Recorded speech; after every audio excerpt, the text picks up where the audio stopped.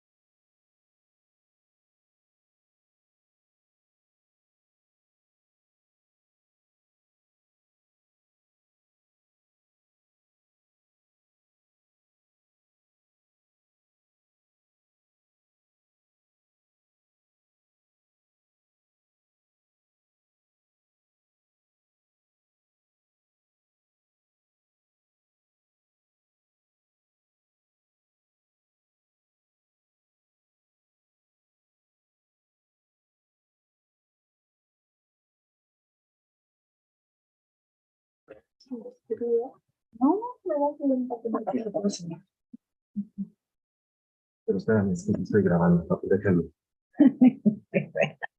Pues, me dijeron que a las 2, para que no se grabe. Que va a tomar la palabra desde allá, ¿eh? Ok. Después de Leonardo Lomelí.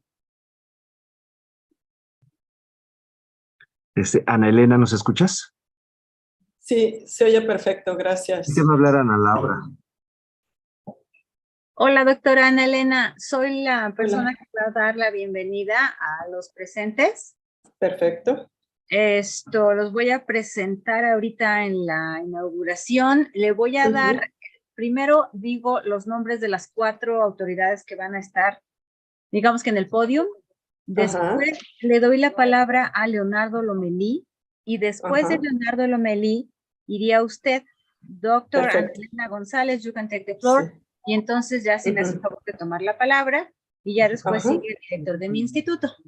Excelente. Perfecto, muchas gracias. Hasta luego. Y sí, obviamente sí enciendo la cámara, ¿verdad? Cuando llegue el momento. Sí, porque la vamos a estar proyectando. Sí, muy bien, muchas gracias. Gracias a usted. Listo, José. Oigan, me voy a quitar el tapabocas porque si no... A ver,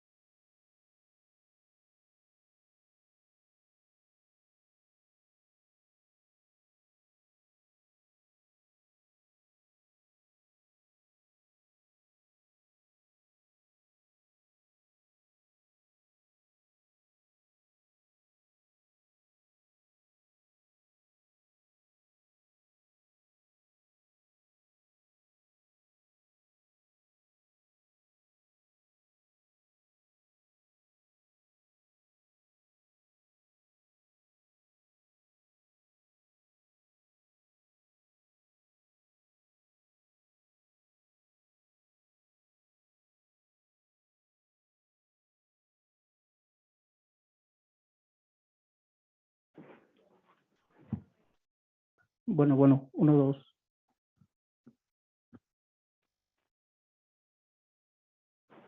Bueno.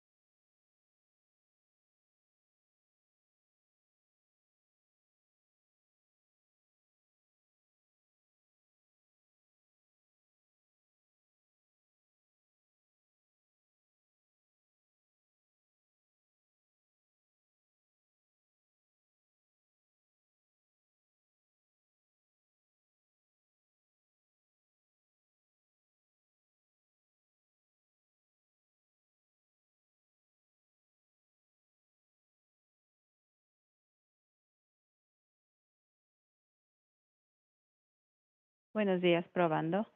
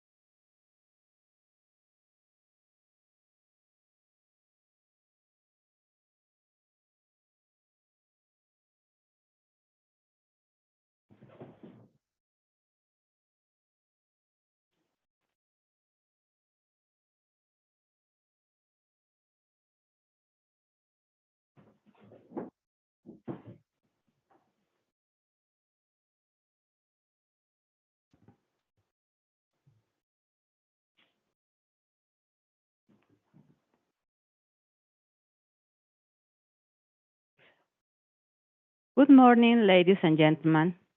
Thank you for joining us today, and welcome to the Labor Market, Education and Digitalization in the Onset and Post-COVID-19 Pandemic Seminar, celebrated by the Institute for Policy Research of the University of Bath and the Institute for Economic Research from National Autonomous University of Mexico, from now on referred to as UNAM and IIEc. To begin with this event, I am going to introduce our special guests who will give us a welcoming message. Today, we have the honor of being joined by UNAM's General Secretary, Dr. Leonardo Lomelí Vanegas, the Director of the Center for Mexican Studies from UNAM at United Kingdom, Doctora Ana Elena González Treviño, the Director of the Institute for Economic Research, Dr. Armando Sánchez Vargas, and the Research Associate of the Institute for Policy Research, Doctora Aida García Lázaro. Dr. Leonardo Lomelí, please go ahead.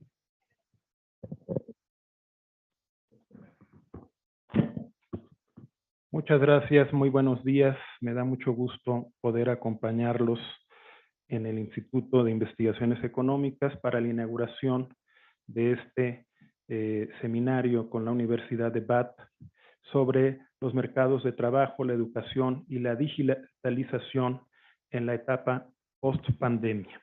Se trata de un tema sin duda de la mayor relevancia. Hay efectos inmediatos de la pandemia sobre el mercado de trabajo y sobre la educación, pero tenemos que valorar cuáles serán las tendencias de largo plazo que tendrá en ambos campos íntimamente relacionados. La educación y el mercado de trabajo tienen una relación muy fluida, una interconexión obvia, pero que requiere de ser analizada a la luz de lo que está ocurriendo en las economías del mundo. Por eso es tan importante esta colaboración entre el Instituto de Investigaciones Económicas y la Universidad de Bath.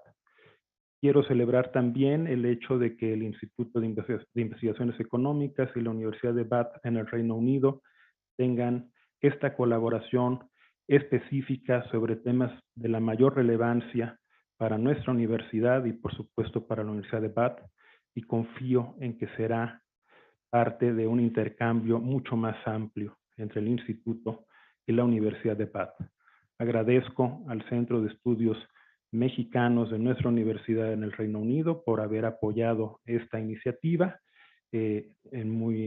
particularmente a su directora, y también agradezco a la doctora Aida García Lázaro por esta espléndida iniciativa académica y felicito al doctor Armando Sánchez Vargas, director del Instituto de Investigaciones Económicas de nuestra universidad, y a toda su comunidad por estar a la vanguardia en el análisis de un tema por demás relevante para la economía mexicana, para la educación y por supuesto para nuestra universidad. Por mi raza hablará el espíritu.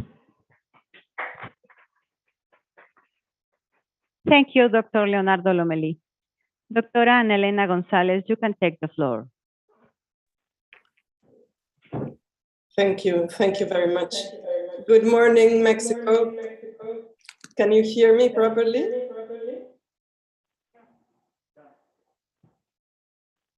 ¿Se oye bien? Yes, doctora. All right. Thank you very much. Okay.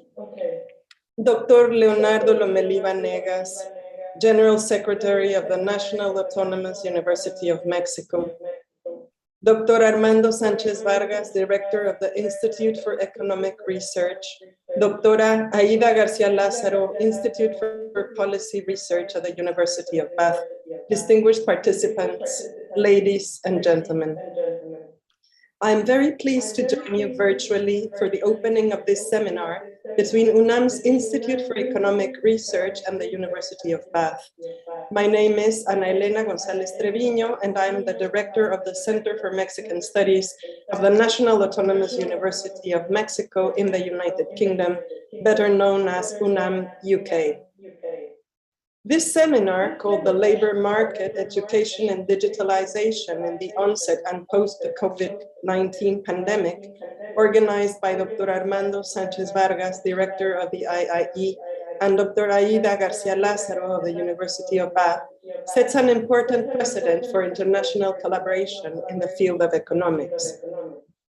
UNAM UK is an outpost of UNAM in the United Kingdom, hosted by King's College London.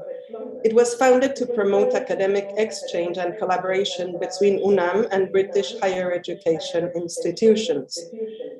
The University of Bath occupies pride of place among them, thanks to well-established collaborations in different fields of knowledge, notably mathematics, statistics, life sciences, and astrophysics, in addition to economics, of course. One must point out the excellent and highly significant contribution of Professor Ramsés Mena Chávez, Director of UNAM's Institute of Applied Mathematics and Systems, towards this. UNAM has signed at least 3 MOUs with the University of Bath, and we are able to trace at least 26 recent co-authored scientific papers between our 2 universities. I am honored to warmly welcome all our international guests, even from a distance, because by taking the leap across the pond, you are in an ideal position to experience firsthand the wonders of UNAM and of Mexico. No doubt the efforts of Dr. Armando Sánchez and Dr. Aida García, who has been an excellent academic ambassador, have brought about this very special occasion. At present, internationalization is one of the key components of higher education and research, to the degree that in some contexts it has become inseparable. It may be a truism, but it is convenient to say that the first stage of international collaboration is to widen our scope, to go beyond the world we know best and are familiar with, into new realms. The second stage is to experience firsthand both affinities and differences in ways of dealing with the issues at hand, in the common quest for the advancement of knowledge and development. We then progressively enter the process of constructing mutual trust in order that we can move forward together, especially in the global reality of the present. May the seminar contribute towards these general goals. May it be a success, as I'm sure it will be, and may it pave the way for future successful collaborations. Thank you. Thank you, Doctora Ana Elena González. Doctor Armando Sánchez Vargas, please go ahead. Buenos días a todas y todos. Doctor Leonardo Lomelí, secretario general de la universidad. Le agradecemos su apoyo en este tipo de actividades de internacionalización de la UNAM. Doctora Aida García, coordinadora de este seminario. Compañeros académicos que nos visitan desde la Universidad de Bath, compañeros académicos del Instituto de Investigaciones Económicas, sean bienvenidos todos. Buenas noches también y buenas tardes a todos los que se encuentran en el Reino Unido conectados en las redes sociales del Instituto. Bienvenidos a este seminario, el mercado laboral y la educación y la digitalización en el inicio y pospandemia del COVID-19. Estamos realmente encantados de que nos estén visitando aquí. Esperamos con gran interés escuchar durante los próximos 3 días todos los desafíos laborales de salud, de educación, que serán muy apremiantes y que nuestra economía enfrentará en las próximas 3 décadas. Tenemos que estar preparados. En este seminario tendremos alrededor de 15 investigadores del Instituto de Investigaciones Económicas y de la Universidad de Bath en Estados Unidos, en Inglaterra, participando en este seminario durante los próximos días. La idea de este evento será mostrar que podemos trabajar juntos y comenzar un trabajo colaborativo de investigación de largo plazo entre nuestras instituciones. Vamos a discutir algunos de los desafíos globales más apremiantes y posteriores a la crisis del COVID. Analizaremos de cerca el futuro de nuestros países en diferentes áreas e intentaremos proponer recomendaciones desde el sector académico, sobre todo para la política pública y la política económica.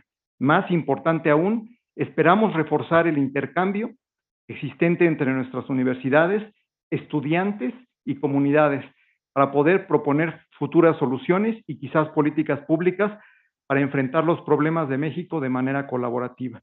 Pues bueno, estamos muy agradecidos que todos se encuentren aquí en este momento, al doctor Sánchez, director del Instituto de Matemáticas Aplicadas de la UNAM, quien ha también establecido ya una buena conexión con la Universidad de Bath. Le agradecemos su acompañamiento y también la conferencia magistral que nos va a impartir. Bueno, pues por el otro lado, yo deseo muy buen avance del seminario, de todas las presentaciones, y les devuelvo la palabra. Gracias. Thank you, Dr. Armando Sánchez. Dr. Aida García Lázaro, please go ahead. Bueno, buenos días, good morning to everyone. Excuse me, I'm going to speak in English because we have some guys in here. So it's a real pleasure for me to be here. I'm come from the UNAM, so I studied here many years ago. So I'm really happy that we can develop a collaboration between the UNAM and the University of Bath with the Institute for Policy Research and also with the Center of Made Smarter Innovation, People-Led Digitalization, and why not the Department of Economics or any other department that want to join us. For us, it's really important to go global. As I think Ana Elena already mentioned, this is a new reality, so we cannot be isolated. So that for us is a key component of research, the international collaboration, and looking for the common areas that we develop, and why not to publish paper together, have further collaborations, projects that we all can join. And this is probably the dream that I got, and the reason I'm here.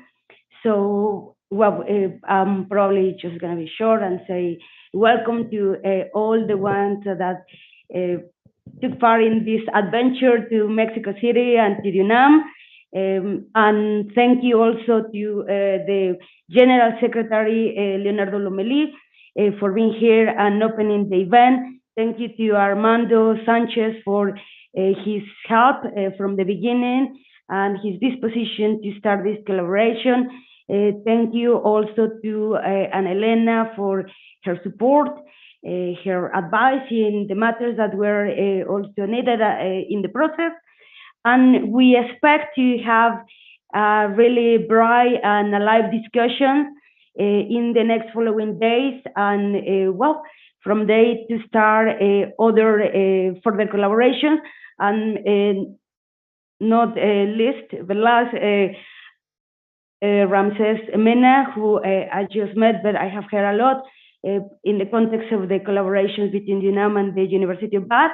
So we are really looking forward to work together with you all, and that's all for me. Thank you. Thank you, Dr. Aida García. We appreciate the welcoming words from our special guest. Bueno, pues muchísimas gracias. Vamos a empezar con la primera ronda de ponencias. Le agradecemos al doctor Lomelí todo su apoyo y bueno, comenzaremos con el seminario casi inmediato.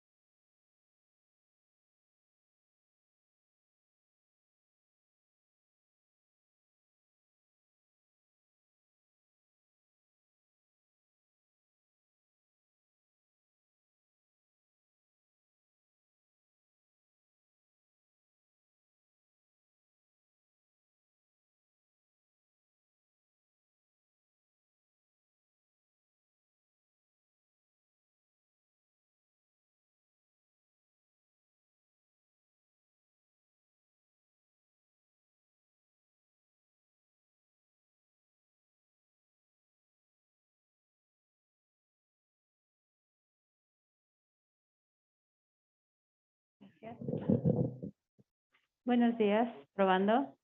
Ok, gracias.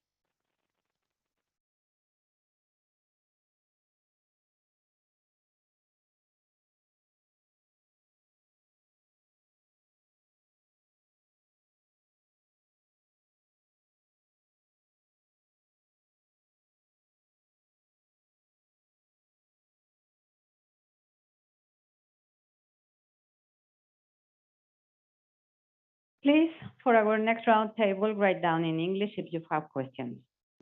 I will now present the Director of the Institute for Economic Research, Dr. Armando Sánchez Vargas. He will speak about IIEC's agenda, objectives, and areas of collaboration.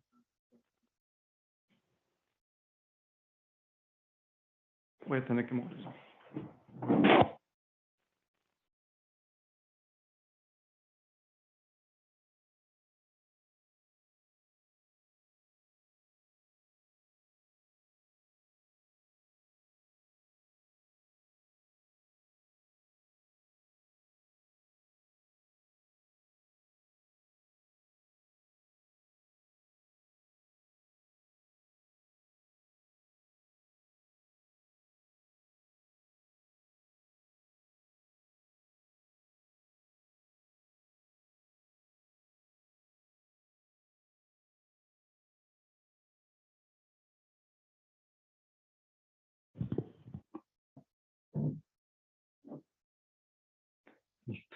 Please, Dr. go ahead. Okay.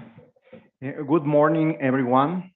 I'm going to start presenting the agenda of the Institute for Economic Research of the UNAM, the objectives and potential areas of collaboration with the University of Bath. Background. In 1940, the director of the National School of Economics, Jesus Silva Herzog, founded the Institute for Economic Research. The institute was set as a key resource for research and analysis aimed at achieving a better understanding of Mexico's economic reality and finding solutions to its problems. In 1968, the institute became independent from the School of Economics. What is our vision, mission, and purpose? Since its creation, the main objective of the institute has been to generate frontier research on major national problems. In the next stage, we hope to increase the impact of our multidisciplinary research. We will seek to become an institutional reference in the critical discussion of the country's economic and public policy in the coming years in the country. In the international area, we plan to expand our presence in the academic discussion of the new economic problems in the context of a large-scale economic, health, and social crisis. Our strategy is to propose and enhance the work of academic researchers and technicians around a common goal by reinforcing several collective research projects on the theory and design of economic policies, while promoting individual research efforts of our researchers. What is our agenda? Research and publications. we hope to promote several international research projects on different economic problems that are associated to Mexico's problems. Second, we hope to link the findings of our research projects with the creation of postgraduate courses and research dissemination activities like the one we are attending now. The third objective is to promote a greater number of peer-reviewed individual publications and those with co-authors at the international level through a specific support provided by the institutes and the university, and we hope by collaborating with universities like that. Four, we will encourage collaboration between our research units and international partners to generate greater dynamics in projects in various specialties of economic analysis. Five, we will create 2 seminars with cutting-edge topics with the participation of internal and external academics. 6, we will consolidate the work of different seminars of the theory of development and Mexico economy and link them to teaching and the dissemination of these results. 7, we will create a research agenda with priority topics such as the digital economy and artificial intelligence, in which we hope to collaborate with VAT. We know that you are also working on those topics. Research and publications, we also hope to link the distinctions that the Institute grants to other partners with prizes and recognitions with the most emblematic seminars of the Institute. 9, we will promote researchers and academics who want to continue enriching their preparation in virtual training or research stays at the national and international level. Likewise, we will generate more research links with universities abroad and the institutes associated with them. 10, we will support in management and institutional support in order to facilitate the approval of international funded projects and with various and different national and international organizations.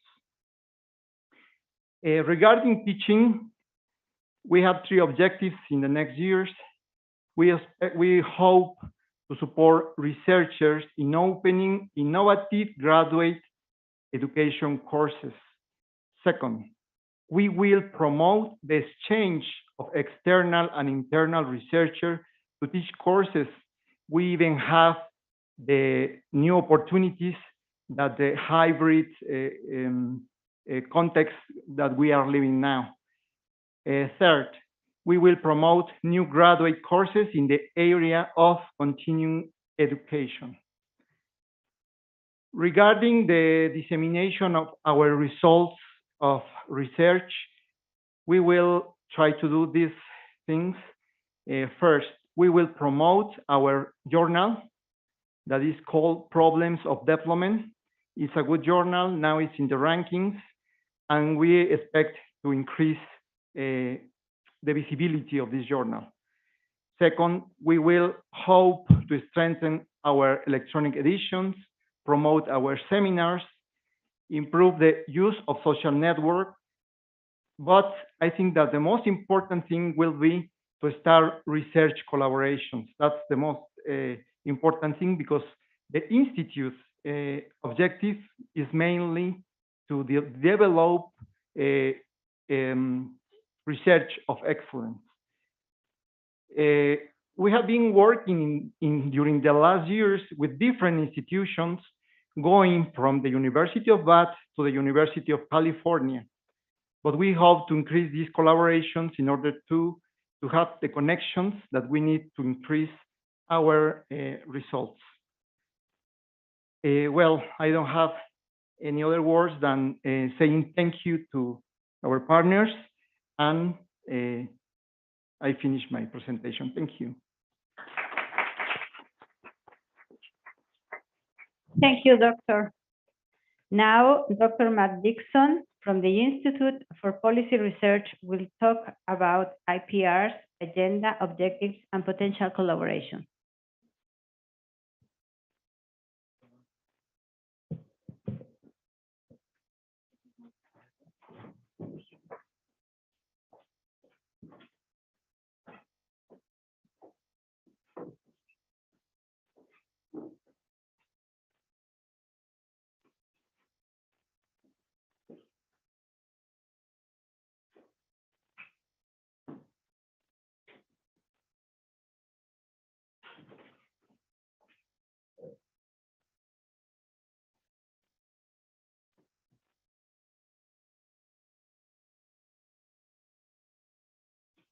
Thank you.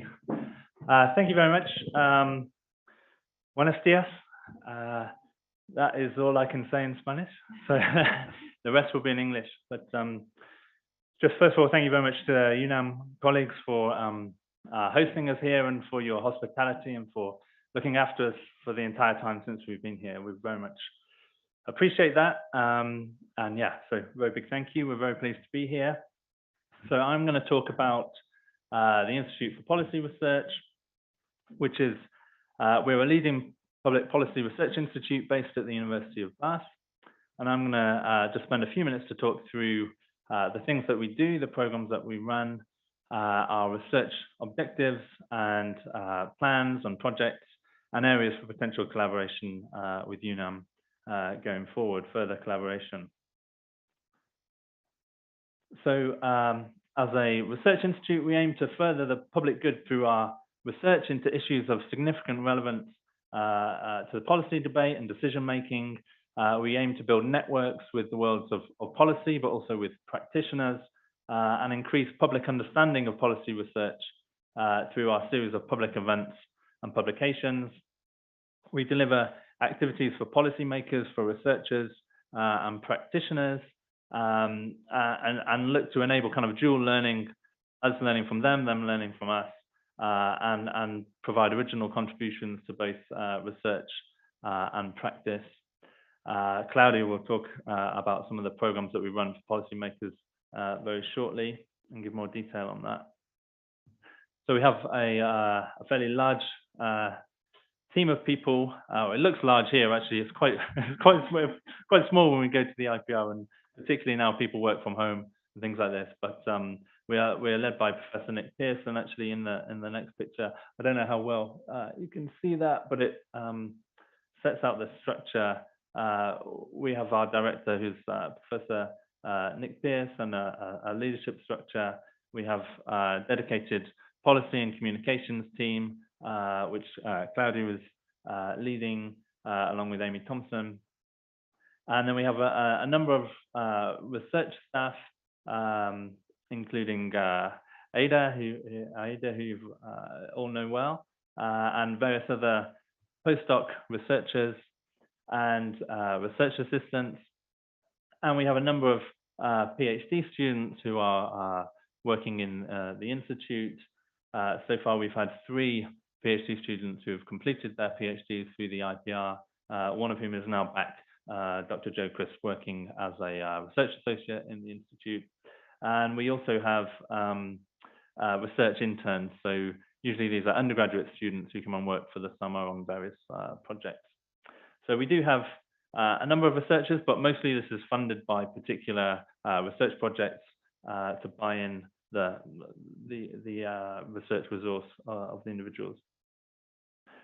So the IPR has an advisory board that we meet with twice a year and get their inputs into our research programs, and they kind of hold us to account as to what we are doing and how our research is furthering the public good and hitting the targets that we set for ourselves. So the board is led by Lord John Eatwell, who's a member of the House of Lords, the upper chamber of the Parliament in the UK. He's a former president of Queen's College at the University of Cambridge, and he's an economist. I once looked up and saw that he had published a paper in the Quarterly Journal of Economics before I was even born.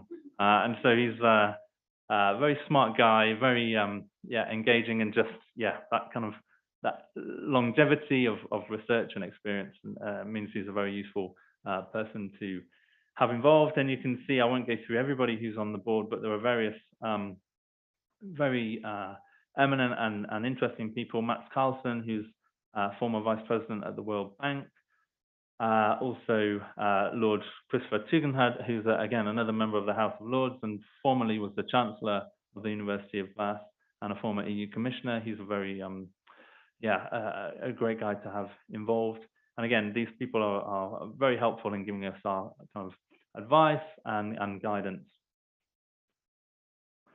And as well as our kind of research staff that I mentioned previously, we also have affiliates to the IPR and visitors to the IPR. So we have various visiting positions, honorary professors, visiting fellows, including Steve Webb, who was the UK government's pensions minister from 2010 to 2015, and was a member of parliament up until 2015. Who again is very interesting, particularly thinking about the area of policy of pension reform, and which is an area that's been really successful in the UK and in an area where the IPR has done quite a lot of research. So as well as these visiting fellows, we have the visiting policy fellow, Jorge Sánchez, who I don't know if Jorge is able to watch on YouTube. It's really, we're sorry that he's not able to be here with us, but Jorge has been visiting for some time at the IPR. And again, that's another collaboration that we have. In terms of our international research partners, I haven't got the pictures to match Armando's slides with all the pictures of the various places, but we have relationships with the Institute for Welfare State Research, Yonsei University in South Korea. We have a further link with South Korea with their Ministry of Labor, where we have mid-career fellows come over and work in the IPR for a period of 9 to 12 months, which has been very successful. We have partnerships with the Freiburg Institute of Basic Income Studies, which I'll talk about in a moment. That's one area where we've done a lot of work and have a strong voice in the kind of public policy debate around universal basic income. So we partner with the Freiburg Institute on that. Institute of Economics Research at UNAM, I think you know about that one. So that's another one of our international partnerships, along with the University of Rey Carlos in Madrid and Trinity Business School at Trinity College in Dublin, and a number of places in the US as well, Johns Hopkins, the Kruger School of Arts and Science at Johns Hopkins. Okay, so I'll just spend a few minutes now talking about the various research programs that we have at the IPR. So as I mentioned at the beginning, we're aiming to further the public good through our research into issues that are significant for policy debate and decision making. We work across the university and with external partners to allow effective research collaborations to tackle public policy challenges in the UK, but also internationally. So our research is broadly under these four research themes. The UBI lab at IPR, so that's the Universal Basic Income Lab. We have a strand on education, welfare and work, a strand on sustainable futures and healthy living, and the final is political economy and politics. So I'll just give a bit of detail on some of the projects, because this will hopefully give some ideas of potential future collaborations with UNAM, as you see areas that we're working on. So we work with colleagues in our Department for Social and Policy Sciences at the University of Bath and this Freiburg Institute for Basic Income Studies. And so we research universal basic income from a number of disciplinary perspectives, including economics. We have microsimulation modeling that we do that then feeds into macro modeling of universal basic income proposals. We've studied pilots of universal basic income that have taken place in different places and experiments, and also research the political economy of universal basic income and engage in numerous events and knowledge exchange events with governments and civil society on this topic. So just 3 of the projects have been undergone that have taken place and that are carrying on in some cases. So the economics of universal basic income. So this is a project that IIED has been involved with, looking at the scope and the space for kind of basic income or universal basic income policies as a necessary social policy in economies where we've got high levels of technological progress, and this relationship between automation and technological progress, and then potential for kind of universal basic income in that context, as we see, the question of whether automation is displacing workers, and we're seeing a fall in the labor share and shrinking consumer incomes. So that's one whole area of work that IIED has been leading on. With the Freiburg Institute, with the microsimulation modeling, we've been looking at universal basic income proposals across the UK and the EU.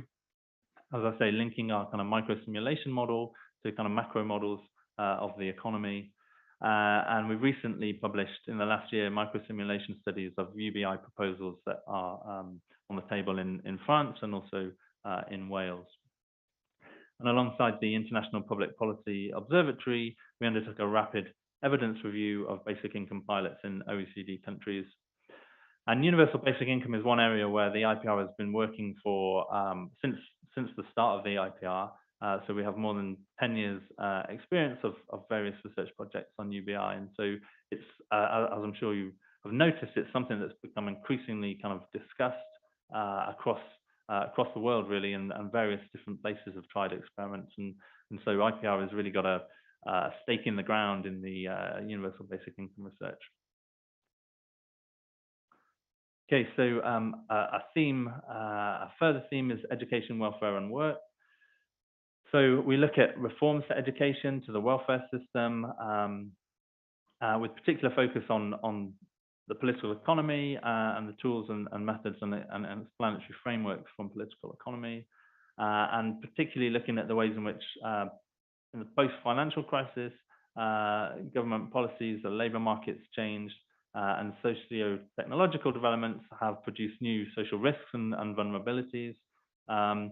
And we've explored the range of political, public policy and social responses to these challenges and the options for securing social justice and better outcomes across society.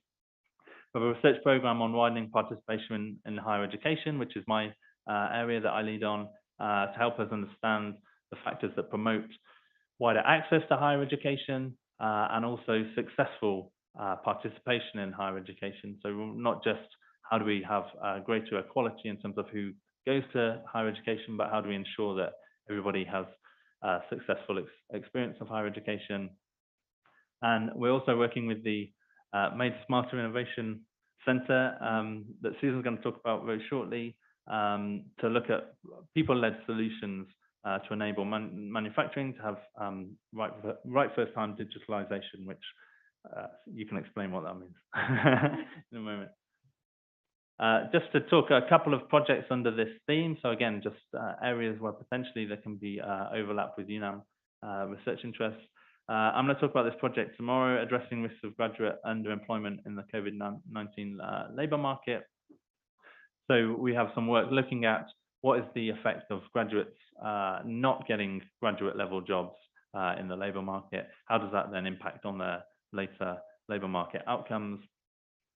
And also thinking about how that has evolved during the pandemic, what's happened to underemployment during the pandemic, what's happened to other labour market outcomes, and how that's different or not by graduate status, and what the implications are for this kind of successful widening participation in higher education. That's one area we've worked on. Another big area is looking at the returns to education when it comes to higher education. So we have a number of reports that IPR has co-authored for the government's Department for Education using linked administrative data. So this allows us to take all of the data on schools, all students' results from age 11 upwards in national tests, and link that to their higher education data, and then link that on to their earnings data from the tax authorities. And that allows us to look at what is the return to different degrees. So we can look at, what is the return on your earnings in age 30 to study economics at the University of Bath, and how does that compare to studying history at the University of Nottingham or any degree you might want to think about, and we can do that separately for men and women, and also look at how this varies by background of students and also prior attainment of students. Again, this has real implications for the kind of widening participation agenda and thinking about fairness and social mobility more broadly. So there's two areas under the kind of education bracket, but in terms of welfare, so in addition to thinking about universal basic income as a kind of social policy response to changing economic and social circumstances, we have a lot of work alongside that on universal credit, which is a flagship program of welfare in the UK, where all of the kind of benefits were rolled into one program, which sounds like it would be an efficient thing to do. And in some ways that is an efficient thing to do, but there's various kind of problems with combining all of these different benefits into the kind of one payment system. And so we've got a lot of work on that, including this Research Council funded project, which was the first independent in-depth study into the experience of couples, of families who are receiving universal credit. And this work's been very influential, submitting evidence to reports for the House of Commons, so the lower chamber of the Parliament, to their Work and Pensions Committee, and also to a number of committees in the House of Lords. And there's been a lot of engagement with government departments, civil service, and third sector organisations around universal credit. So the third theme of our research is sustainable futures and healthy living.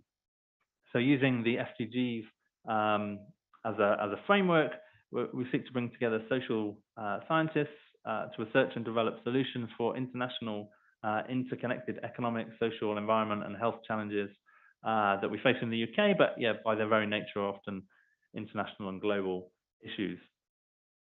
So under this one large project we're involved in has one of the worst names of a research project, I think, like tackling the root causes upstream of unhealthy urban development. TRUDE is what the acronym is. So this is a big project collaboration with a number of other institutions in the UK. And it's trying to develop interventions, policy interventions with local and national government, thinking about framing the evidence on the economic costs of health outcomes associated with the urban environment, so that urban development can kind of better consider the implications of planning decisions for kind of public health, and how that then affects through our health system and individual outcomes. Another project that's in this field is looking at the use of image and performance enhancing drug use in the UK, using a complex systems approach to understand this form of drug use that's been increasing, and to try and develop and implement harm reduction policies and interventions. So two kind of quite different aspects of kind of future health and healthy living projects. So the final theme is political economy and politics. So we're very much interested in the changing role of the state and political ideas and values that define contemporary political parties, political identities, and public policies. So we work across the university with colleagues to study public policy and public policy making. So a couple of ongoing projects here, Global Britain and the Indo-Pacific. So Nick Pearce, our director, has written quite a lot about Britain's role in the world kind of post-Brexit, written about the kind of the Anglosphere in British politics and this kind of lean away from Europe and towards kind of English speaking countries,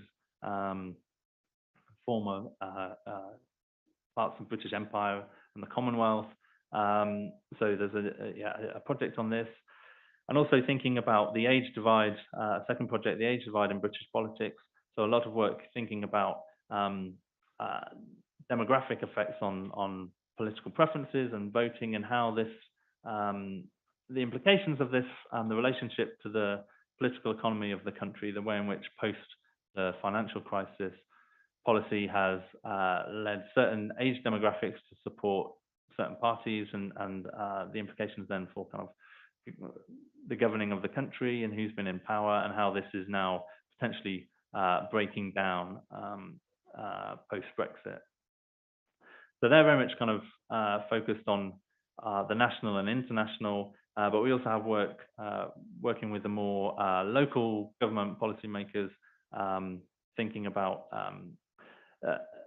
so this particular project, Bath and North East Somerset, Passionate Communities Hub Evaluation. This was, again, Research Council funded project looking at the urgent social, economic and health needs of residents during the pandemic, using qualitative and quantitative methods to understand the kind of the response and the support systems that were put in place, and kind of trying to evaluate that policy response. So this theme, as I say, works on kind of several levels of local, national, international. So those are the kind of research areas and areas where there's potential for collaboration with UNAM in the future. I'll also talk about the, well, very briefly, because Claudia will talk about this in more detail in a moment, but we have a policy fellowship program which allows senior policy makers and decision makers to come and visit the IPR, have structured interactions with academics across the university, both one-to-one in-person meetings. People come and visit for a day or 2 days, but we also can facilitate things online, have virtual meetings, to allow these fellows to meet with the world-class academics from the university and inform them of the latest research on areas of interest to these policymakers. So there were these 3 programs that Claudia will talk about in a bit more detail in a second. And we also offer masterclasses for UK civil servants to come and learn from Bath academics. So that's the IPR Policy Fellowship Program. We have various network partners to engage with the public and practitioners and policymakers. So we're part of the university's Policy Engagement Network, the UK Universities Network on Climate Change, and the Foundation for Science and Technology. So we also have a postgraduate teaching program. So I've talked about the research that the IPR does and the policy engagement and kind of public engagement that we do. And the other thing that we do is teaching. So we have postgraduate programs, professional doctorate in policy research and practice, and also the MSc in public policy, which is run again with our Department for Social and Policy Sciences at the university. And we also supervise full-time doctoral students with other departments across the university. Over 60 policy professionals from more than 20 countries registered on the DPRP. The latest cohort just arrived in September, and they come and have a week in Bath where they have a series of lectures and seminars, and then they will come back again in the summer. Sorry, no, they come back again in January. So it's kind of January and September, and the Masters in Public Policy students, again, they are doing the course part-time. They're all professionals, and they will come for residentials in Bath twice a year. Yeah, over 40 students registered on the MPP, and we've already had like 2 cohorts who've graduated through the program. And we have now this kind of global policy alumni network because of just the reach of the DPRP in particular all around the world. So yeah, we do our research, we do our teaching, and we also have a lot of events, again, to communicate our research and engage with the public to help understand kind of public policy and the public policy research. So we have high-profile public lecture series, seminars, webinars, organized conferences, and various symposia, as well as having our IPR blog and policy podcast series where we have interviews with people, lots of and recorded events and lectures and seminars. And I think that is all I have to say about the IPR. So, García, thank you very much. Thank you, Doctor. Our next speaker, Master Claudia Torres Cervantes, from the Institute for Policy Research, will talk about IPR's programs.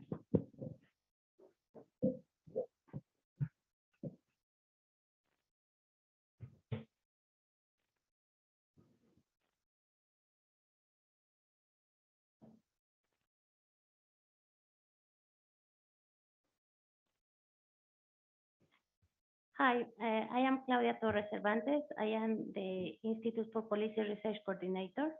And first, I would like to thank you for being here, and thank you to the Instituto de Investigaciones Económicas for hosting us. And I have to say that I am very happy to be here in my hometown and talk to you about the programs that the Institute offers. So during this session, I will talk about the policy program, which I divided in two: the policy program, the policy fellowship program, and the visiting fellows scheme. And in the second part, I will talk about the postgraduate program, which is the Master in Public Policy that Matt already mentioned, and the professional doctorate in policy research and practice, which is well known within the IPR and the university as the DPRP. So let's talk about the policy program. The policy programs are designed for senior decision makers from government and the third sector. The IPR-PFP, as we may call them, offers policy professionals the opportunity to explore the policy questions or challenges they are looking to address in their professional roles. This is structured around and tailored one-to-one group or cohort meetings. Our program is delivered online or face-to-face in case the fellow would like to visit the university in person. In the beginning of the launch of this program, which was in 2003, we aim to deliver this program at the university face-to-face, and we aim to have up to from 5 to 7 meetings per fellow. And since the pandemic, we moved this online, which allows us to move and to expand the time that the fellow spends within the university.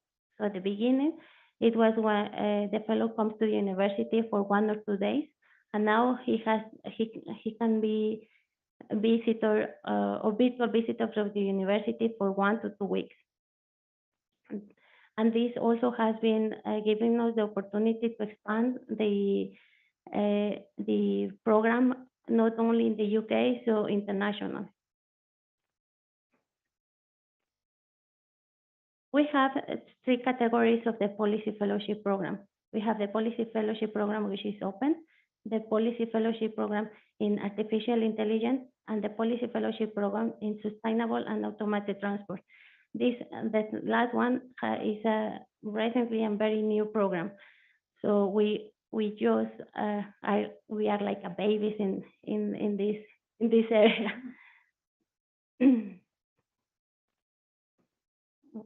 Sorry.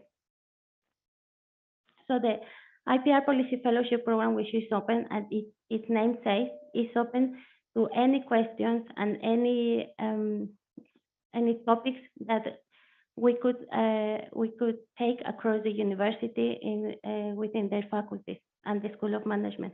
This doesn't have any designated academics. So what we do is like we receive the questions of the fellows and we try to match them with the academics that have the same interest on research within in the area of the questions of the fellow. So this can be a mix range of academics within any of the faculties: engineering, science, School of Management, and the social policy and humanities. And the second, which is the policy fellowship program in artificial intelligence, we have a cohort of academics that we have already identified, and we work with them, and we establish certain topics, and the fellows have, if they want to take part in this specific program, the fellows have to align with the topics that we already have in the program. This includes artificial intelligence, machine learning, data, and data, and sorry, I forgot one.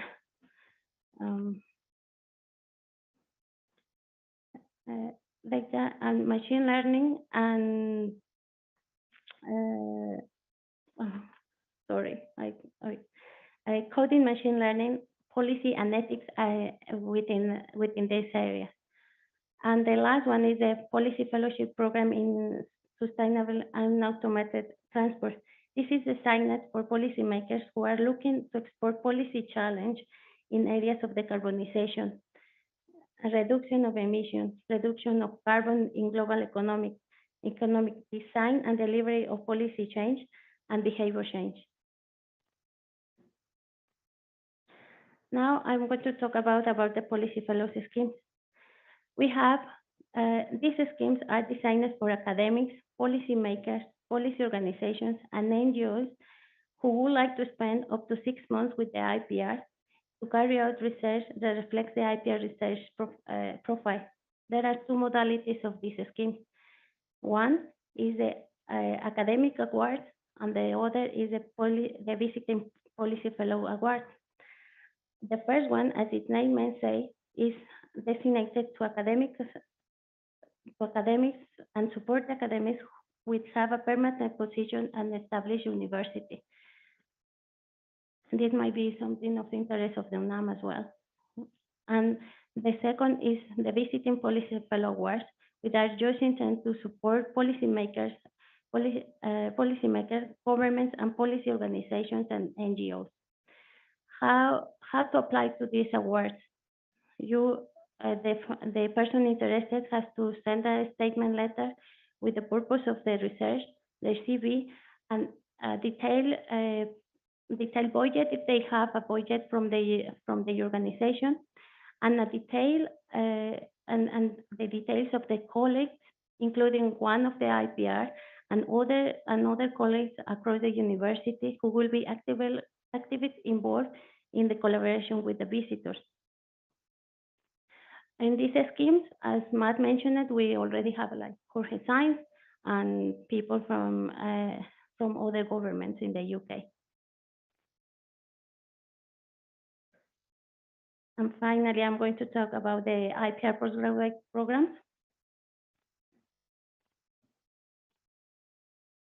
So we offer postgraduate courses in two modalities: the Master in Public Policy and the Professional Doctorate in Policy Research and Practice.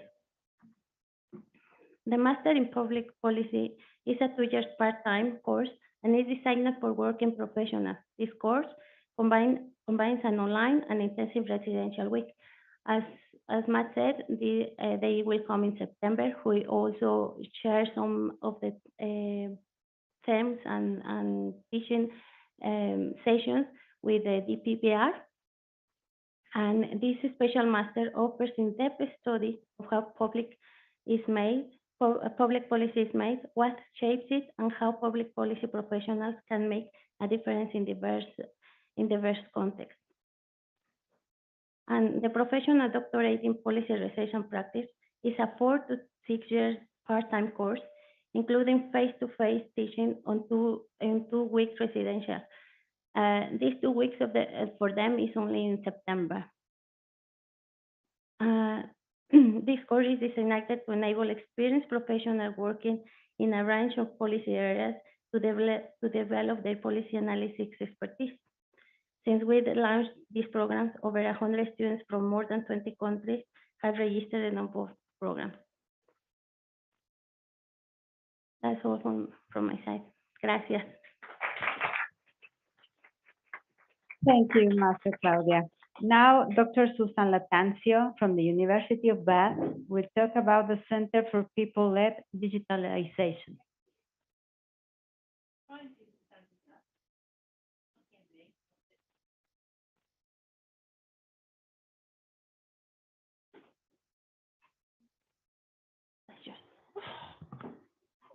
And then I've got to try and make the clicker work as well. Which button is it?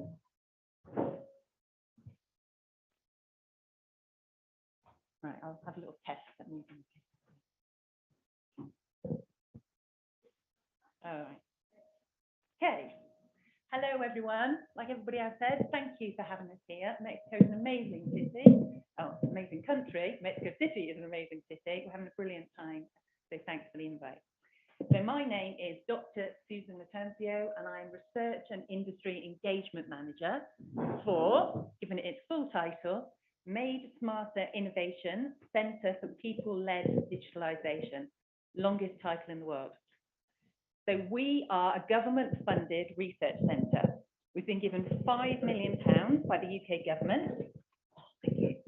Thanks. To look at overcoming the barriers to the adoption of digital technologies within the manufacturing sector. So, sorry, let me get the clicker. So, little secret, I'm not actually an economist, I'm an engineer. So when I was invited by Aida to come and speak to you today, there were 3 reasons why I wanted to be here. 1, because I'd never been to Mexico. 2, because what I think we're doing in the centre is amazing, and I like to tell as many people as I can about it.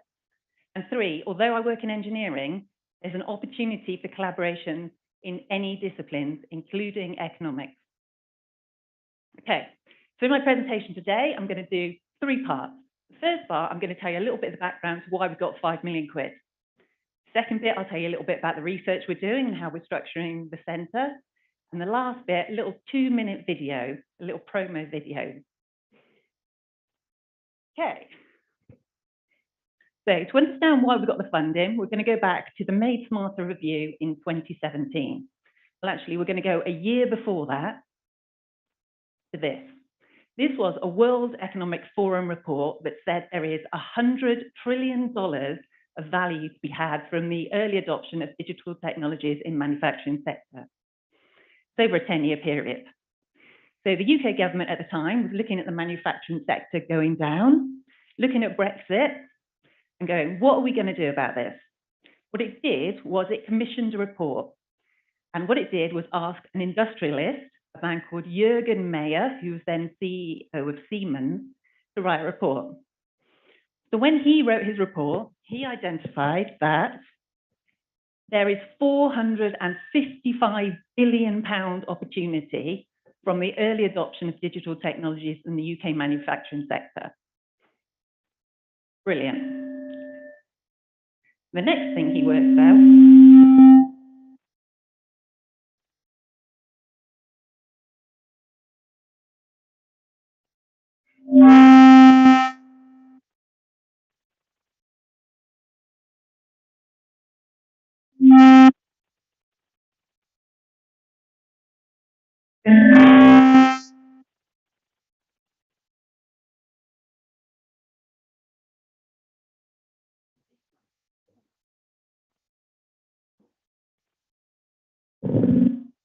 sorry, everyone.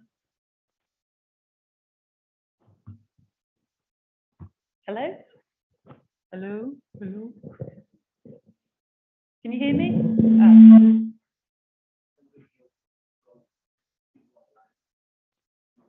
Oh, okay, okay. People online.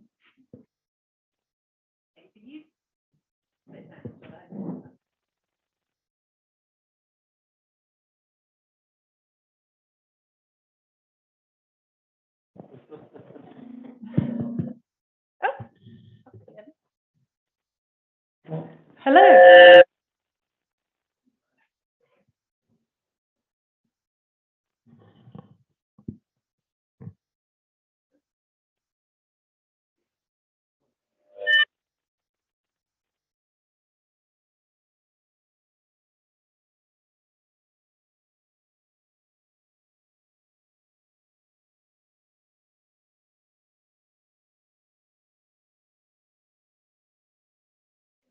Digital technology. That's not just economic things like increased productivity and efficiencies. It's things like reduction in carbon, higher paid, higher skilled jobs. That's over 10 years. The other thing he found out was that the UK aren't adopting digital technologies as quickly as our competitors. So that was brilliant. Oh dear, what are we going to do about it? Second part of the report, he starts looking at what the barriers to the adoption of digital technologies in the UK are. So, what are the barriers? Number of factors. So it's not an easy problem to solve. There's the normal ones, the tax system, confused landscape of business support, challenges in creating a business case. But what consistently comes out, people and culture are a problem.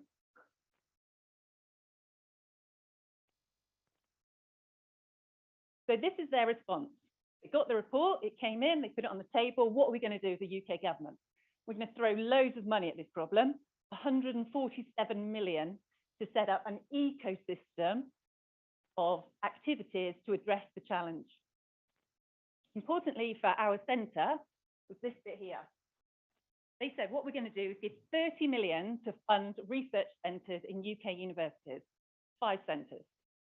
What they said though, recognising that people and culture are an issue, you can do whatever you want, but you have to have a people and cultural element added on the end. So 4 of the 5 centres have got something technical with a people and cultural bolt-on. So we've got smart materials with people and culture. We've got cobot with people and culture. What we said was we're going to reverse that equation. We're going to not worry about the technology. We're going to put all of our focus in people and culture.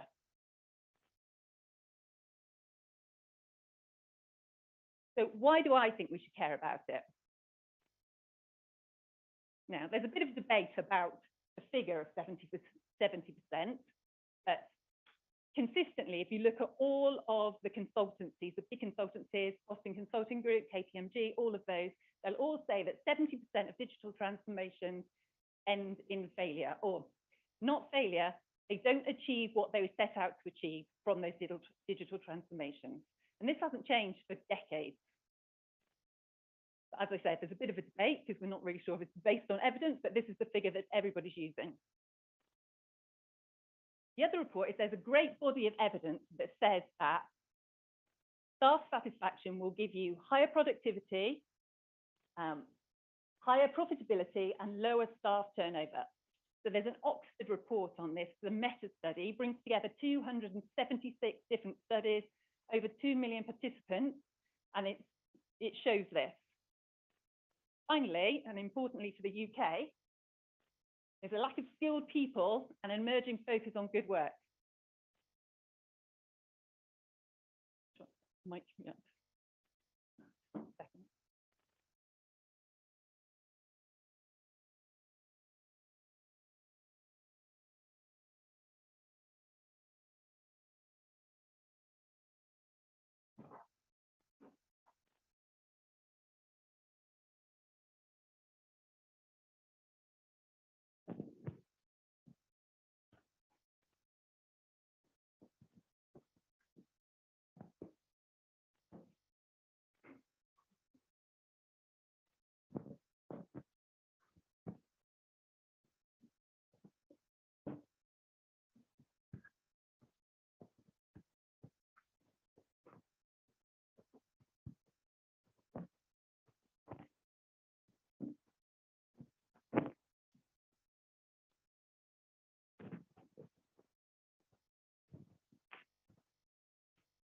Hello.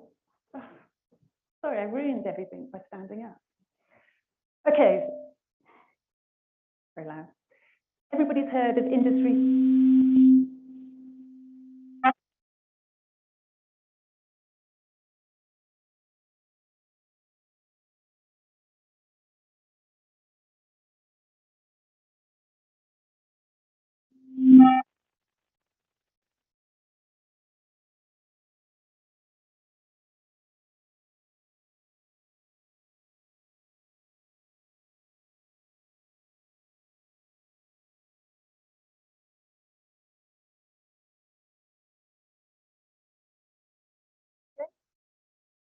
Okay. Oh, all right.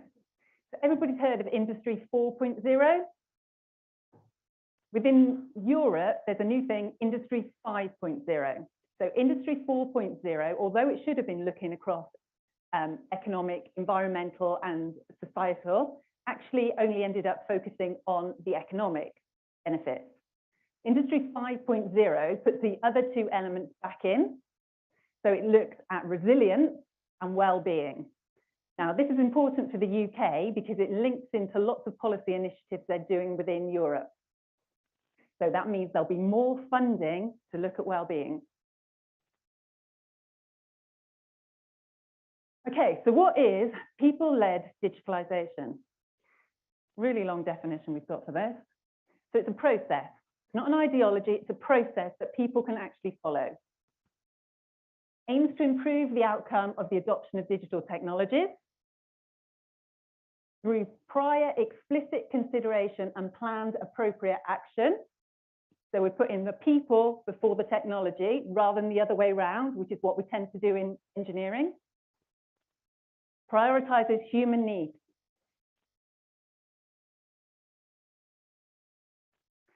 This is how we've set up our centre.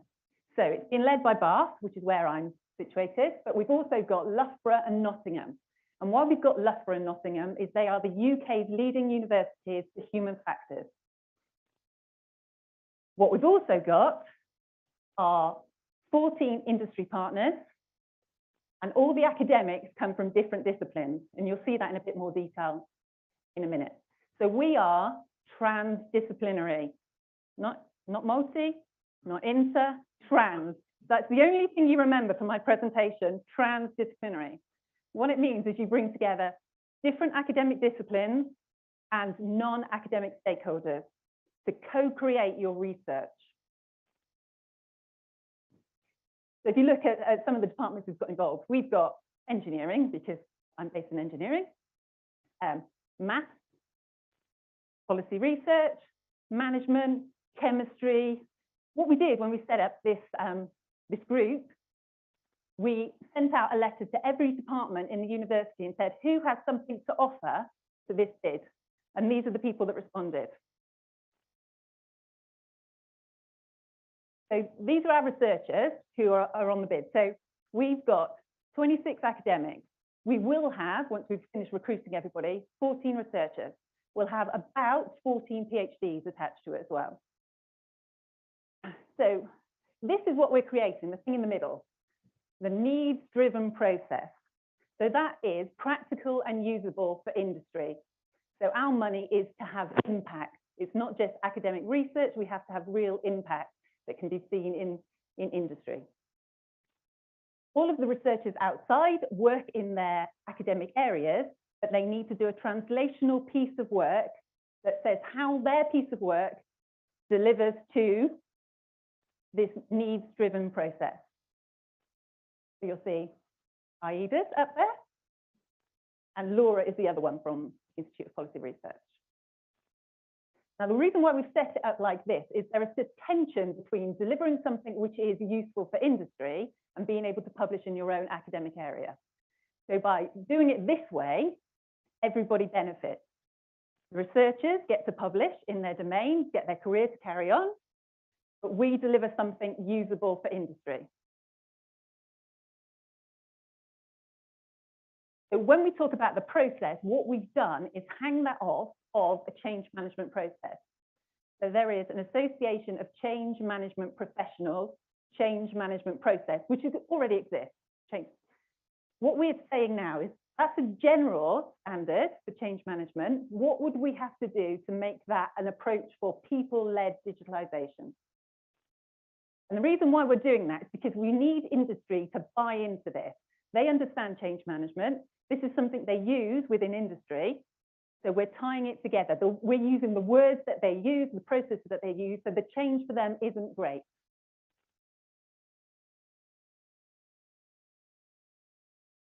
And this is the video if we've got sound. We haven't got sound. You'll have to read the subtitles. So this is my boss. I'll give you the little, I'll tell you what it says. This is the university campus. Bath, if anybody wants to come and visit Bath, this is what it looks like from a drone. Better with sound, I must admit.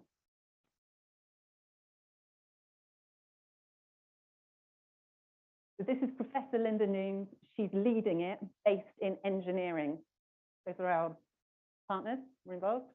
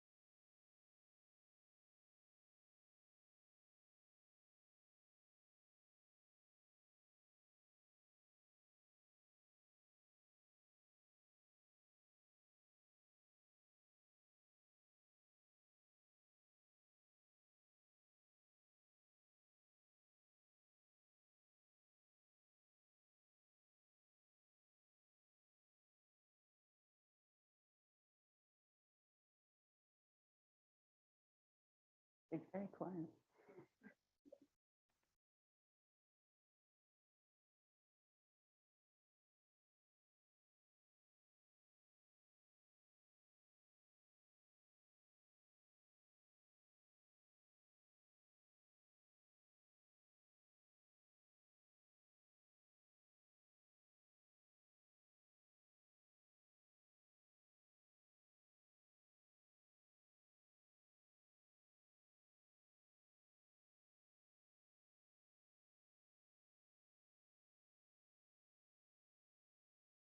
Okay, that's our promotional video. I assure you it is better when we've got the sound on. So we can give you the link. So this is the video we play when I go out and speak to industry, and it's not a hard sell. When I go and speak to industry, they absolutely accept that people and culture are the problem to digitalization. I can get lots of industry partners to sign up. It's not an issue at all. The thing for you guys, if you're interested in being part of this, if you're interested in collaboration, our funders want us to go global. They haven't said what going global means, but they want us to go global. So I don't know what a collaboration with economics would look like. I know what our economists are doing for us. But if you would like to be part of that, we're here for 3 days. Come and speak to us, and we'll have some discussions. Thank you.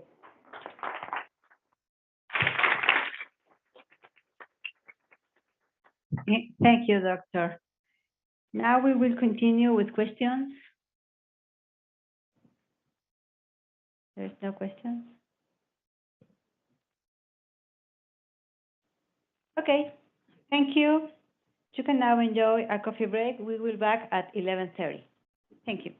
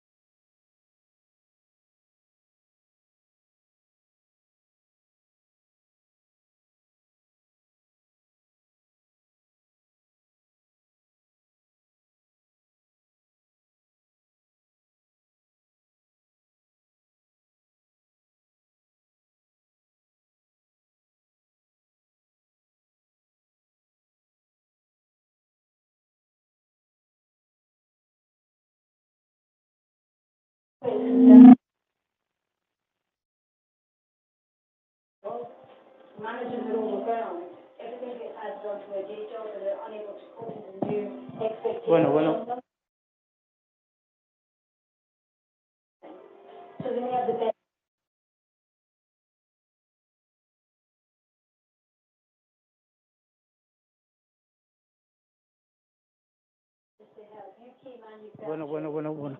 Sí. Dos. Vela subiendo poquito a poquito. Dos. Ok, 1, 2, 3, 4, 5. 2. Súbele un poquito más. No le des ganancia ni nada. 2, 4, sí. Bueno, 1, 2, 3, 4, 5, 6, 7, 8. 6, 7, 8. 1, 2, 3, 4, 5, 6, 7, 8. A ver, súbele un poquitito. Ahí déjalo, Charlie. Ahí déjalo ya. 2, 4, 6, 8, 10, 2, 4, 5, 6. Hágalo, Charlie.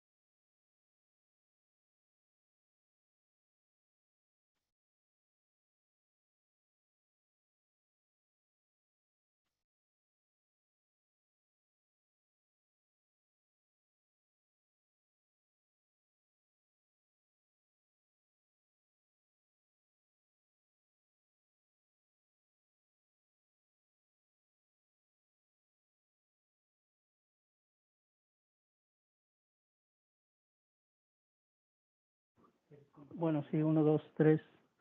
Súbele un poquito, mejor.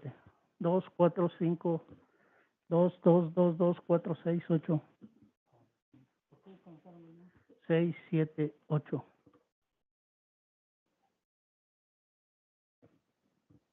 2, 2, 2.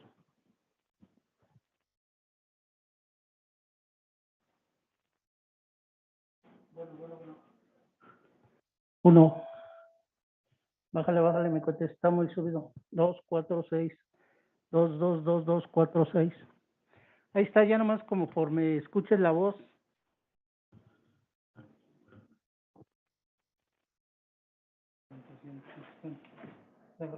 2, 2, 4, 6. 2. Ahí está. 2, 2, 2.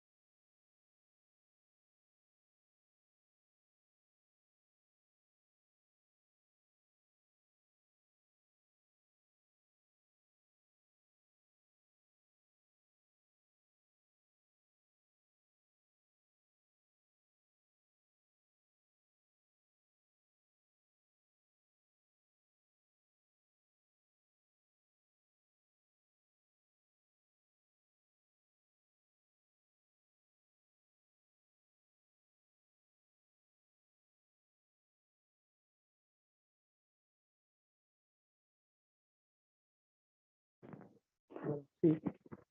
Bueno, sí. 2, 2, 2, 2, 2. 2, 4, 6, 8. Sí, ahí lo tiene, Charlie. 2, 4, 6, 8, 10. 2, 2, 4, 6, 8, 10. 2, 4, 6, 8, 10. Bueno, sí, 2, 3, 4.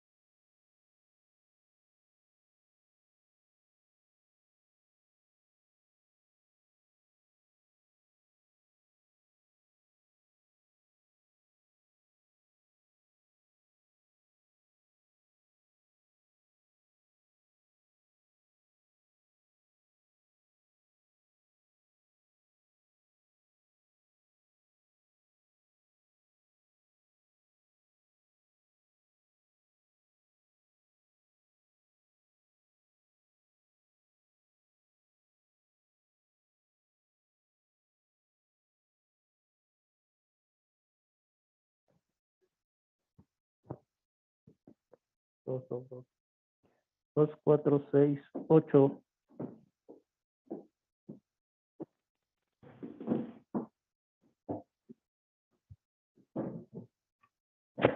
Hola. Hola. Perfecto. Si no les quiero romper el tímpano.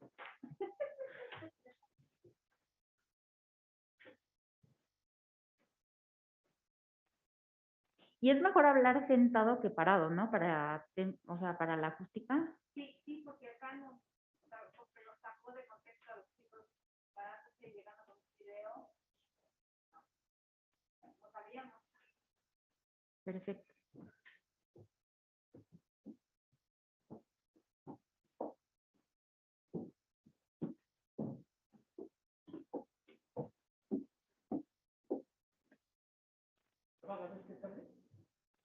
Lo desactivé de arriba.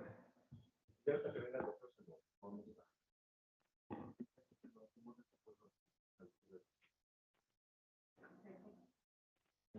Una pregunta, ¿les dieron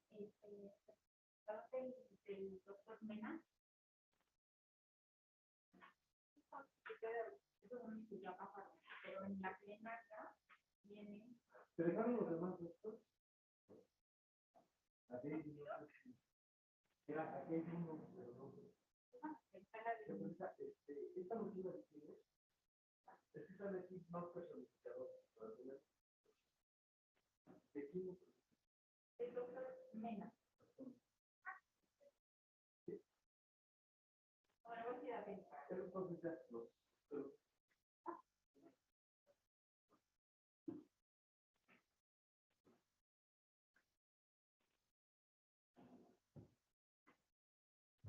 Bueno, voy a ubicarlo un ratito y ahorita.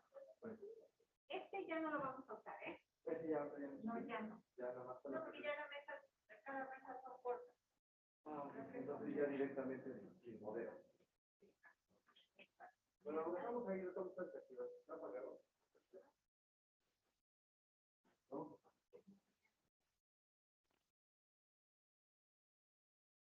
A ver. Sí, doctor, quiero.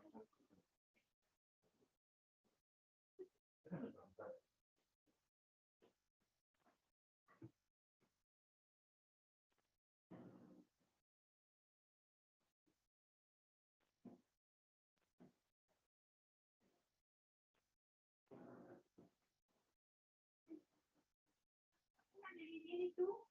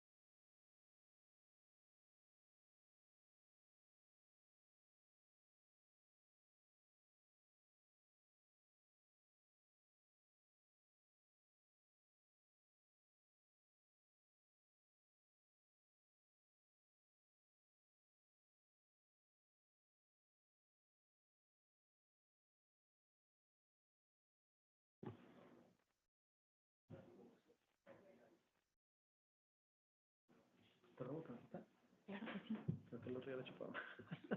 No, y con COVID no fue nada padre. Gracias. Un poquito más, porque si no...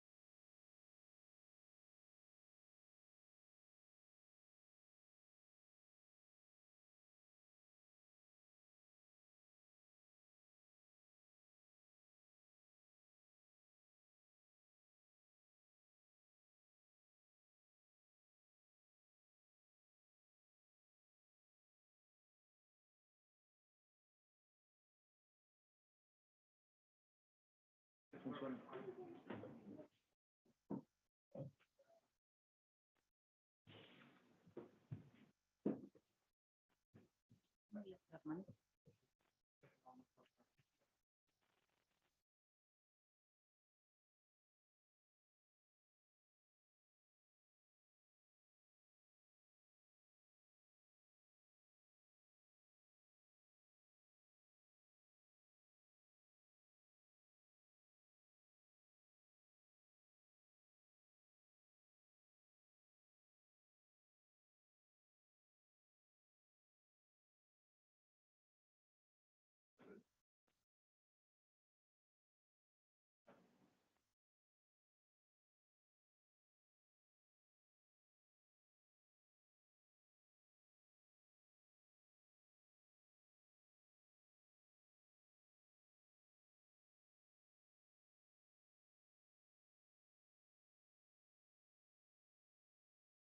Que me avises.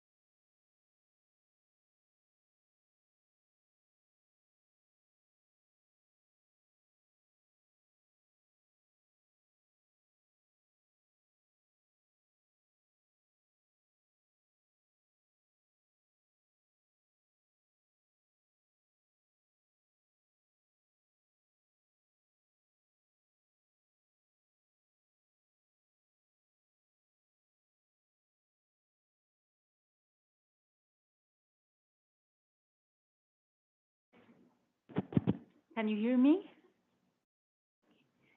Good morning. Welcome back to the plenary talks taking place as part of the seminar, The Labor Market, Education, and Digitalization in the Onset and Post-COVID-19 Pandemic. In this session, we'll have two keynote speakers, Professor Armando Sánchez Vargas and Professor Ramses Mena. After both conferences, you will have a question and answer. We will have a question and answer session. Please feel free to write down your questions. You have some pieces of paper there, so please write your questions. And also for those watching the seminar on YouTube, you can post your questions on the YouTube chat, please. Okay, now I will briefly introduce Professor Sánchez. Professor Sánchez is director of the Institute of Economic Research. He has a degree in economics for the Faculty of Higher Studies, Acatlán, master and doctorate in that discipline from the Faculty of Economics at UNAM. He completed a Master of Arts in Economics at the Institute Polytechnic of Virginia in the United States. He's currently a full-time researcher level C at the IIEc and has the level D of Programa de Primas al Desempeño del Personal Académico de Tiempo Completo. It is a member of the National System of Researcher Level 3, which is part of Consejo Nacional de Ciencia y Tecnología, CONACYT. His main lines of study are poverty, climate change, energy, macroeconomics, industrial productivity, and econometrics.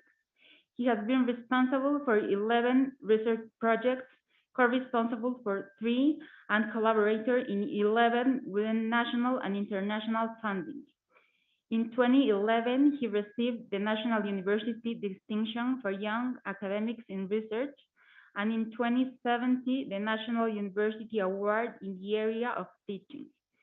He was awarded scholarships for research stays by 5 international universities, the Ford Foundation, and the Santander Group. Okay, it's my honor to welcome Professor Sánchez with the conference Mexican Economy During the Pandemic and Post-Pandemic. I will kindly ask you, Professor, to do your presentation under 25 minutes. Thank you so much for your time. The floor is yours. Thank you. Okay, good morning to everyone. I would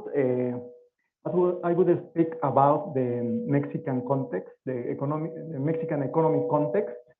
We know that all these projects about manufacturing and looking to create connections among countries depends on this economic context. So I will speak very briefly about what is the economic situation that our country is facing in a global context. ¿Pueden conectarla? Okay, so my presentation, the name of my presentation, no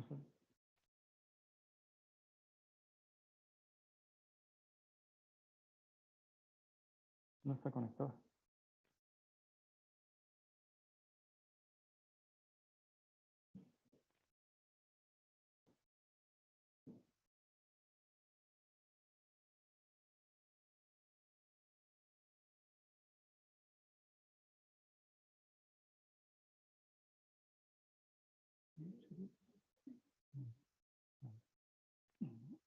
¿No está? No.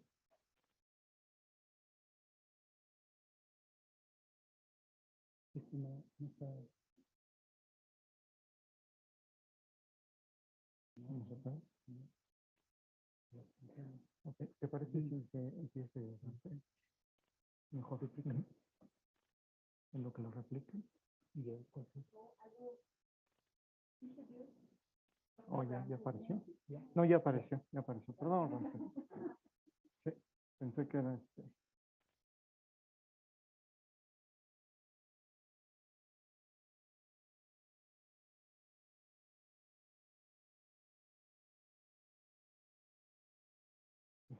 Okay, sorry.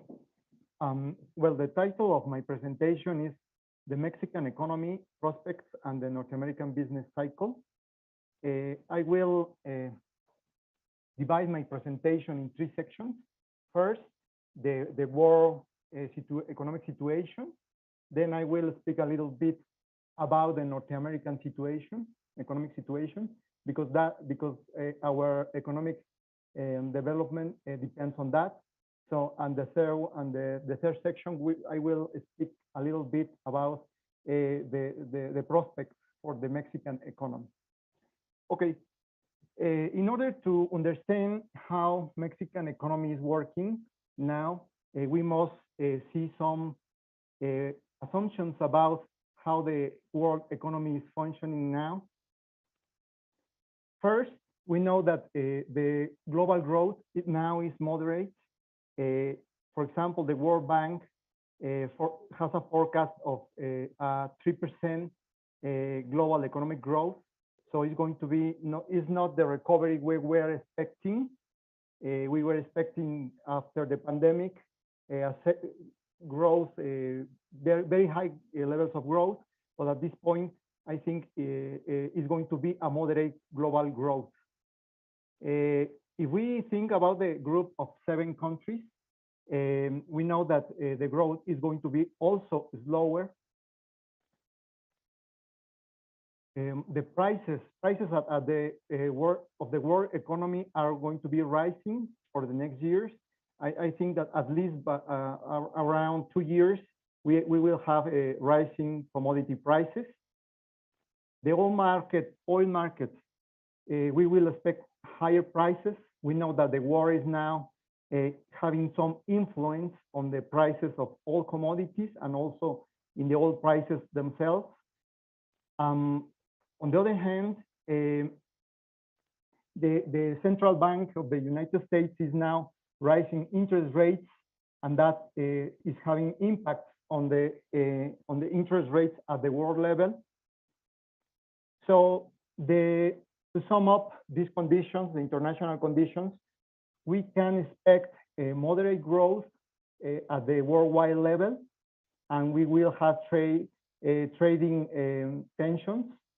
We are going to have a temporary recovery in crude oil prices, higher inflationary pressures, and higher monetary policy rates, and lower liquidity at the worldwide level. And in fact, the war and the recovery from the post-COVID for the crisis, we will have a disruption in global production change that is going to remain the same.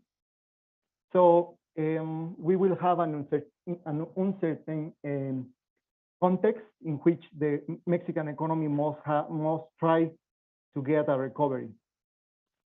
Now, if we speak about the U.S. economy, also we can say that that the U.S. economy will have low growth prospects. In fact, but for the next year, they will have a growth of about 3.7% and even lower in 2023. Full employment in the United States economy, they have higher inflation, but we don't know if that is full employment. But we know that it's converging to the 3.5% that is currently known as the high employment level in the U.S. economy. But this is arising with higher prices. We expect that the Fed is going to be prudent. This bank will increase the interest rates, and the business will have a business optimism in decline. Consumers in the United States are having lower confidence, so this is directing to a situation of low growth. The dollar is going to be depreciating against other currencies. And a big problem for the U.S. economy is that they are having a fiscal deficit that is growing, and at the same time, they are being forced to increase the interest rates. So the context is like showing some evidence that they are going to be having maybe a recession next year. So they are very close to that. So the Mexican economy must be prepared for that context. With the model of we have in the Institute of Economic Research, we are like computing the cycle, the business cycle of the United States. And if you see the red line is like showing that they are very close to having a recession. So the next year we can have that forecast. So in summary, we can expect that the United States economy is going to have moderate growth, less dynamism, which is going to impact the Mexican economy. All the signs are showing that the Mexican economy must be prepared for the next year, in which we are going to have a slow growth, and this is going to be influenced by the U.S. economy working. Okay, regarding the Mexican economy,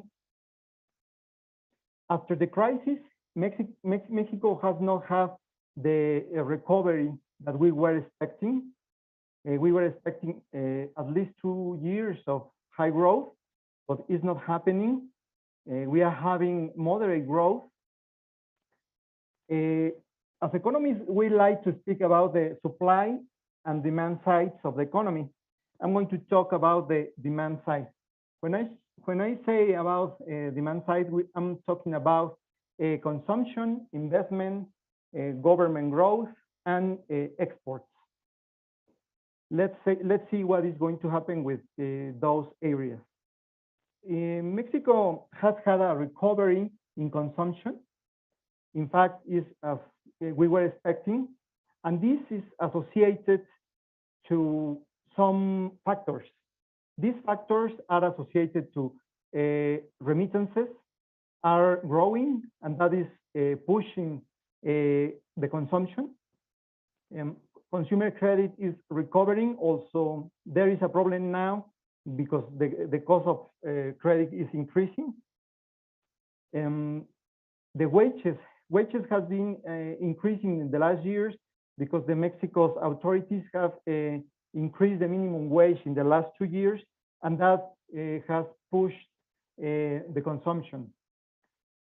Consumer confidence has reached actually pre-pandemic levels, so consumption has been a really good working in the last years. Investment, that is a problem in Mexico. Investment has not increased, and private investment is having a low recovery. I think that is an area that the Mexican government can take in order to promote more growth in the economy. The public sector, regarding the public investment, is not growing as we expected. In fact, we cannot see a clear recovery, and public consumption has been in the same levels that it has 2 years ago or 3 years ago. So the public sector is not playing a role in promoting economic growth. Regarding exports, we are having a real recovery. The growth rates are really good, and we can take advantage of the TMEC, of the what was called the NAFTA trade before. That this is going to promote growth in the next years. Okay, now that was on the demand side. Now let's talk about the supply side. The manufacturing production has recovered after the pandemic, but now we are facing like a slow growth in the manufacturing production. That has to do with the slow recovery in the United States, and we expect that the next year the conditions for the manufacturing producers is going to be not very good because of the expected maybe recession in the North American economy, but that depends on the world economy growth. The recovery in employment creation in Mexico is good. Let's say that in 2021, more than 800 employees got a job, so that's a good number. Okay, let's talk about the monetary and fiscal policy. We have very high levels of inflation in the economy. So, and as we say, imported inflation has to do with this evolution, and the high levels of inflation are going to have some influence in the monetary policy. We expect that the Central Bank of Mexico is going to increase interest rates to almost 10%, and that is going to affect investment, private investment. On the other hand, we computed the cycle, Mexico cycle, the indicator of Mexico cycle, and we also see, if you see the black line, the black line is the cycle in Mexico, and the red line is the cycle in the United States. We are expecting to have in the next year probably a contraction in economic growth, and that is going to be very influenced by the United States cycle. So it's very important to keep the Mexican agreement about exports. That's important in order to promote economic growth in Mexico. Okay, to conclude about the Mexican economy and this context in which we must look for new deals, and new agreements in order to keep investment, to promote the consumption and the exports. The context for the Mexican economy in general, we can say that Mexico's growth will depend on exports a lot. Consumption will remain the same, but the factor that we must increase is the private investment. That is very important to recover, to push that factor in order to have a great recovery in the Mexican economy. And we will expect a situation in which the Bank of Mexico's central bank is going to increase interest rates. So the uncertainty about the economic growth is going to be, it's a context that is not very good for Mexico. Regarding the fiscal deficit, Mexico has a relatively sustainable fiscal deficit, and that's good news. But I think that Mexico must increase investment. That's the most important factor we must look for the next years, and in fact promote the manufacturing sector to have to take the advantage of the agreement with the United States that we have, and obviously to keep the consumption on the same growth rate, and that depends on the income of workers.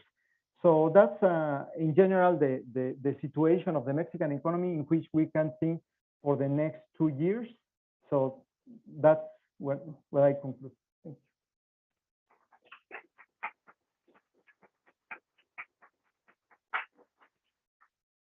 Thank you so much for the brilliant presentation, Professor Sánchez. And now I will briefly introduce Professor Ramsés Mena, who is an actuary from Universidad Nacional Autónoma de México and holds a master's degree in mathematical science from the same university.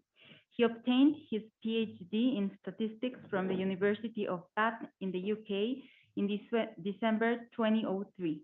Soon after, he joined the Research Institute for Applied Mathematics and Systems, IMAS, at UNAM, where he is currently a professor in statistics and serves as its director since August 2020. His research areas are framed within Bayesian statistics, applied stochastic processes, simulation, and a wide spectrum of other disciplines that interact with this. Professor Mena has over 60 publications has graduated students at all levels and participated in collaboration agreements and initiatives aimed at student exchange between UNAM and institutions abroad. He was president of the Mexican Statistical Association and in 2022, an elected fellow of the International Society for Bayesian Analysis, where he was also co-founder of the non-parametric Bayesian statistics section and was served as scientific program chair, among various other roles. His scientific work has been awarded by UNAM, the Fulbright García Robles Foundation, the International Center for Economical Research, and with honorific positions such as the Global Chair Visiting Professor awarded by the University of Bath. Welcome to the IIEc. Thank you so much for your time. We are looking forward to hear your presentation, the relationship between comorbidities and COVID-19 deaths in the pandemic in Mexico. Thank you. I don't know if you can hear me. Is this on? Is the presentation on? Can I just? It's on. Perfect.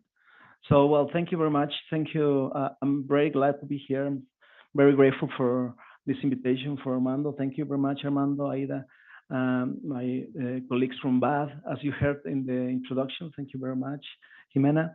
I studied at Bath a few years ago, 2000 more or less, around that time.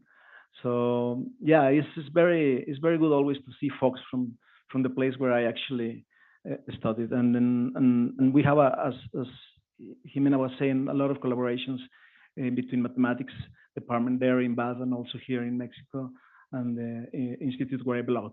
So thank you again. So when Armando told me, we went for lunch, we were discussing about some director things, and he just slid in the invitation and told me, look, you can sort of speak about any mathematics. I said, look, I don't know if I will speak about mathematics. Is this on? Is going on his own? Anyway. No? Okay. I'll probably have to stand up later. So can you just go back, Armando, to the presentation because he's going on his own. Yeah, probably it's best if I move there. Otherwise, you're going to see the whole presentation without me telling you.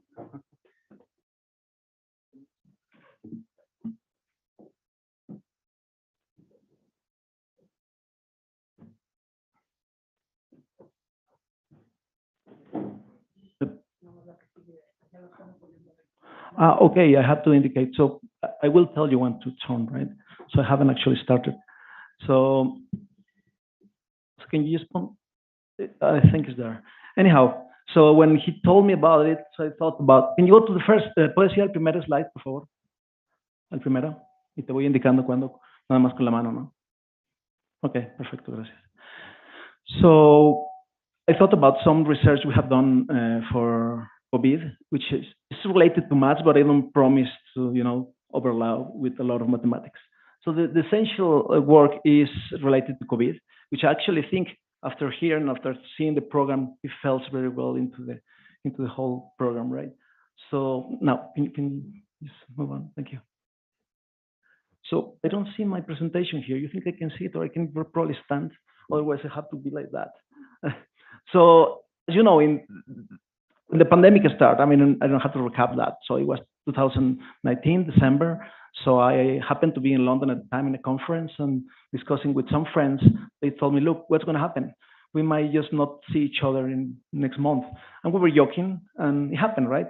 So we realized we had COVID around, and the rest, I don't have to recap on that. So by this point, we really realize what are the consequences and the failures of our governments and our society to actually face these consequences, right? To be prepared, mainly to be prepared. Even in the countries that are so-called developed countries, we see that we didn't have that preparation at the time. It was very pressing. And of course, Mexico, it was not the exception of that. And then we have, thank you.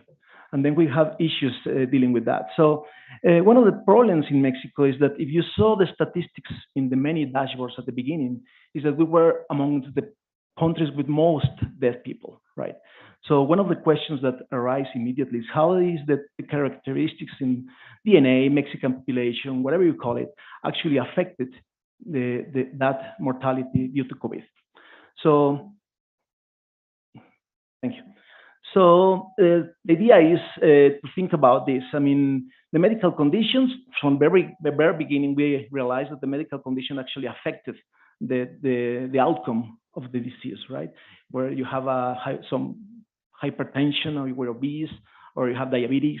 There was also a sex imbalance in this regard. So women have the unfortunate, well, I don't know, I will just leave it at that. But we were really unlucky, I would say.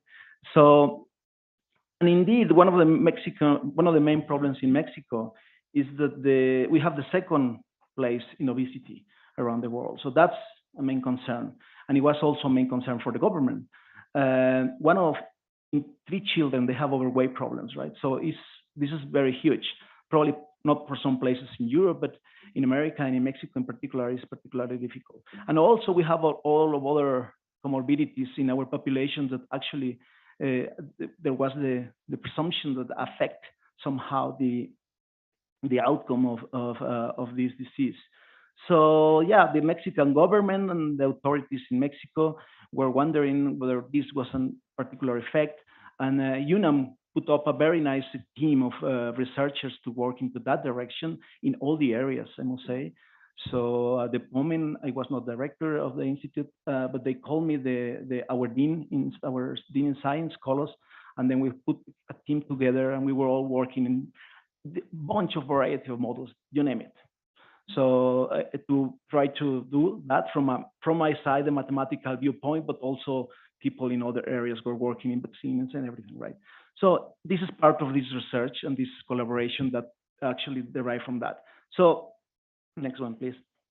So the objectives in this particular paper, I would say I'm presenting here, is to understand the relationship between comorbidities, symptoms, hospitalization, and mortality.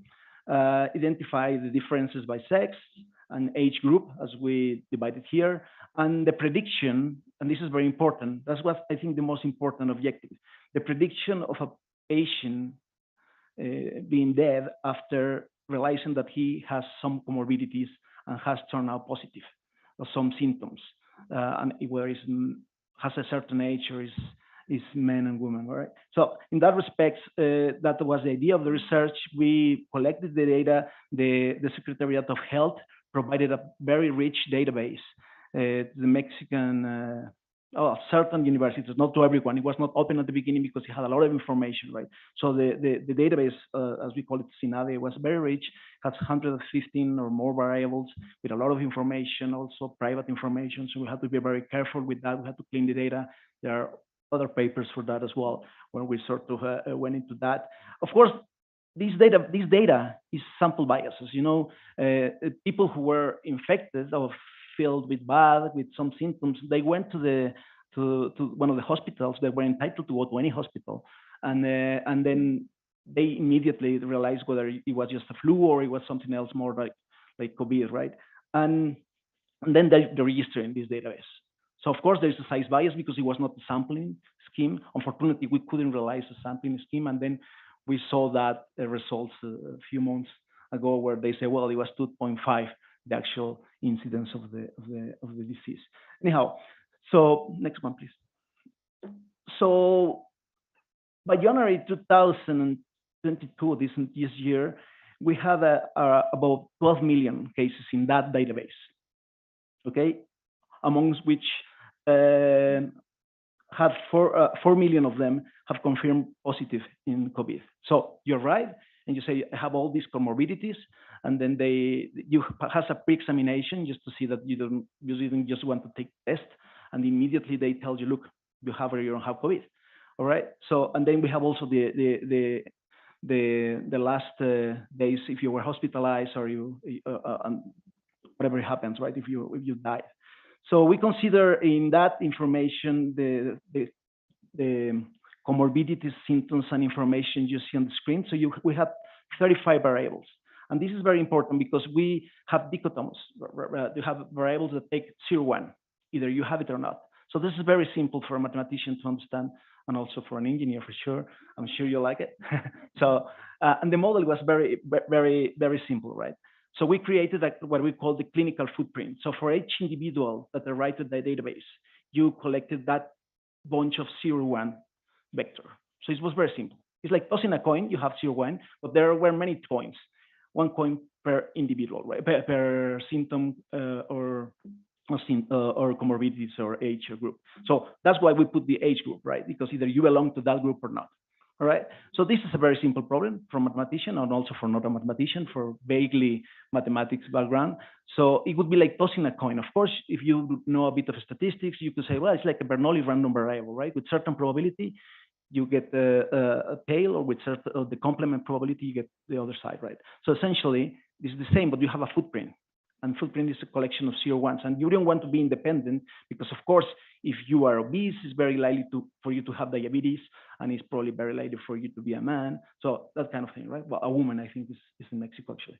So in that respect, we have a dependence in this random variable. So the COVID clinical footprint is a collection of 0, 1 random variables that we want to model with dependence. So that's it. It's very simple. Can we go to the next one, please? So this is just to give you an idea of the magnitude. This plot is by month, and it shows the positive cases during the pandemics in the different months, right? And the dotted line is the one telling you the ones that are positive, the ones that actually, the ones that actually give positive in the test, right? Not that died. Be careful. The one that get positive, right? So it follows more or less the same idea. Next one, please. Sorry. So this is maths. If you want, just ignore the board. I explained it very quickly. When you have a toss in a coin, you toss a coin, and then you say this is tail. It gives you 1. Or if it's how you call it in the UK, queen, head. So if it's head, then it's the opposite probability. Of course, you have a probability per possible arrangement of this footprint.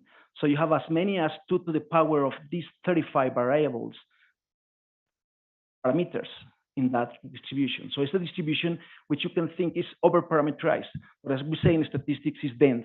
Dense in the sense that you can escape anything. Everything is modeled through this, right? So all the probabilities, because you have this over-parameterized probability distribution, which is the multivariate Bernoulli distribution, that has this possibility. So you have this S, this double line S there, which is the support of all possible clinical footprints, is 2 to the 35 in this case, or 2 to the K, as we denoted in this work, right? So essentially, it's like when you have just 2, right? But you have 2 to the K in this occasion. So that's it. That's the distribution. It's very simple. It's a distribution that we want to model, and we want to sort of measure that kind of effect. So how we do, I'm Bayesian. So the way to do estimation for me is just to put a prior distribution, which means to quantify the uncertainty to these parameters, right? And you assign a prior. The big idea would be to assign a uniform prior if it's just 1, 0, 1, or what we call a beta distribution, which is differentiate between 0 and 1,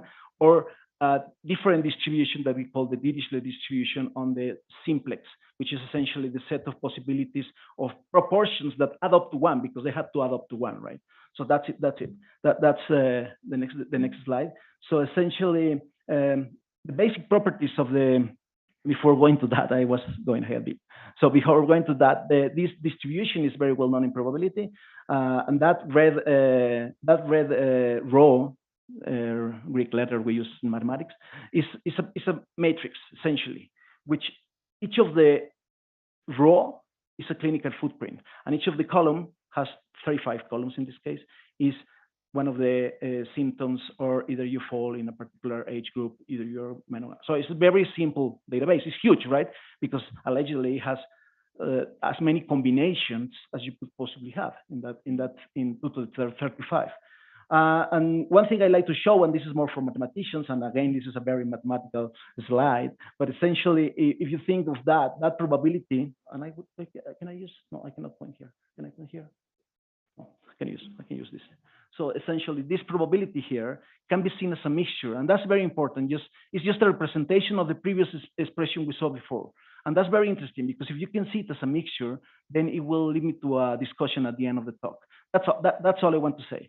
It's essentially a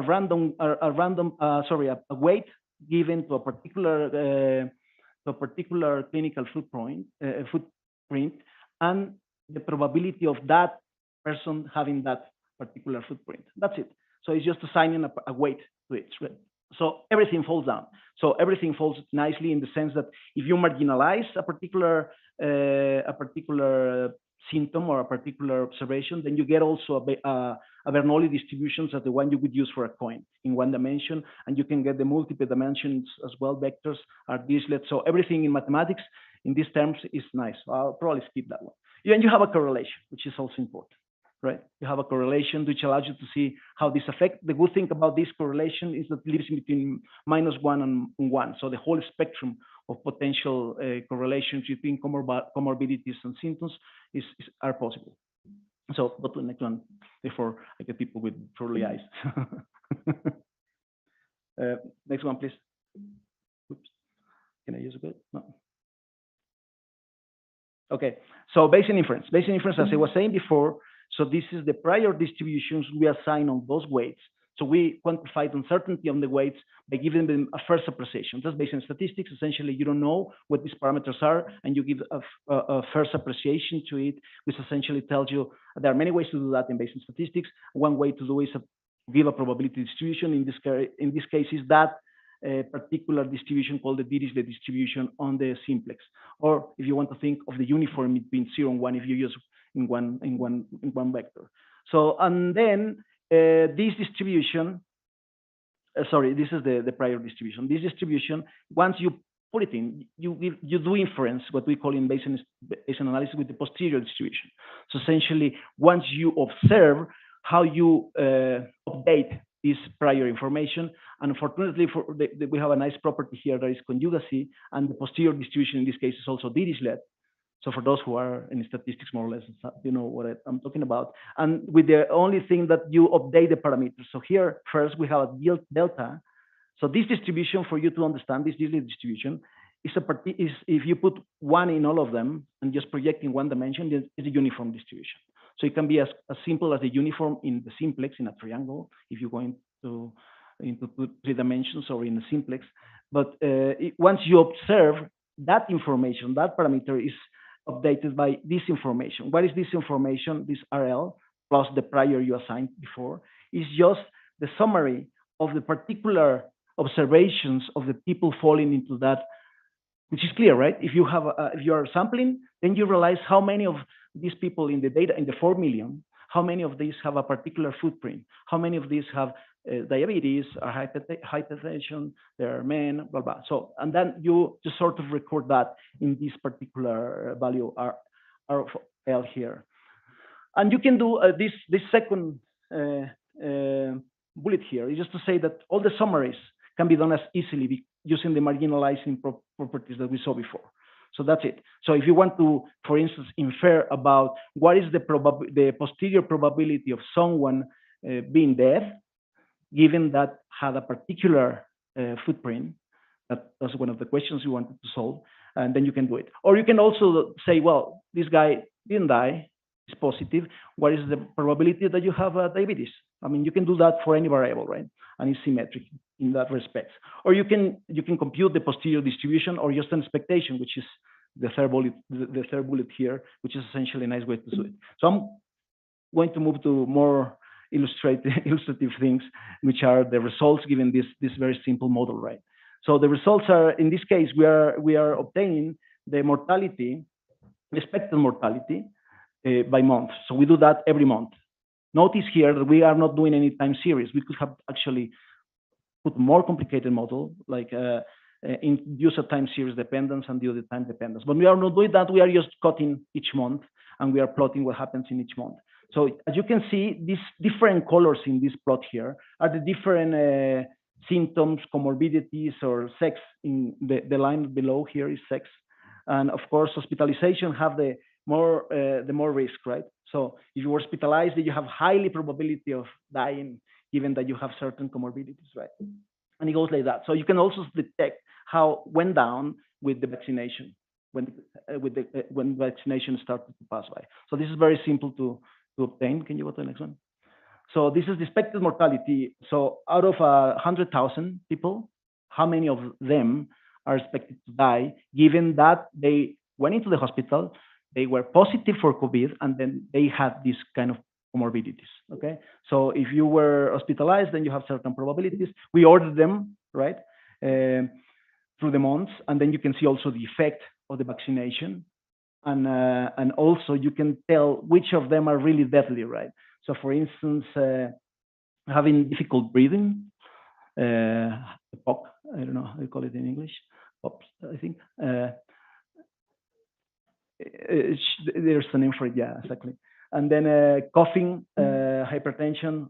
So you can see how they actually, this is the information. This is the information giving you that's what happened in Mexico. This is the picture of what happened in Mexico at the hospitals, right? With all the information up to January 2022. So this is pretty much the idea. We can do that. Can we go to the next one, please?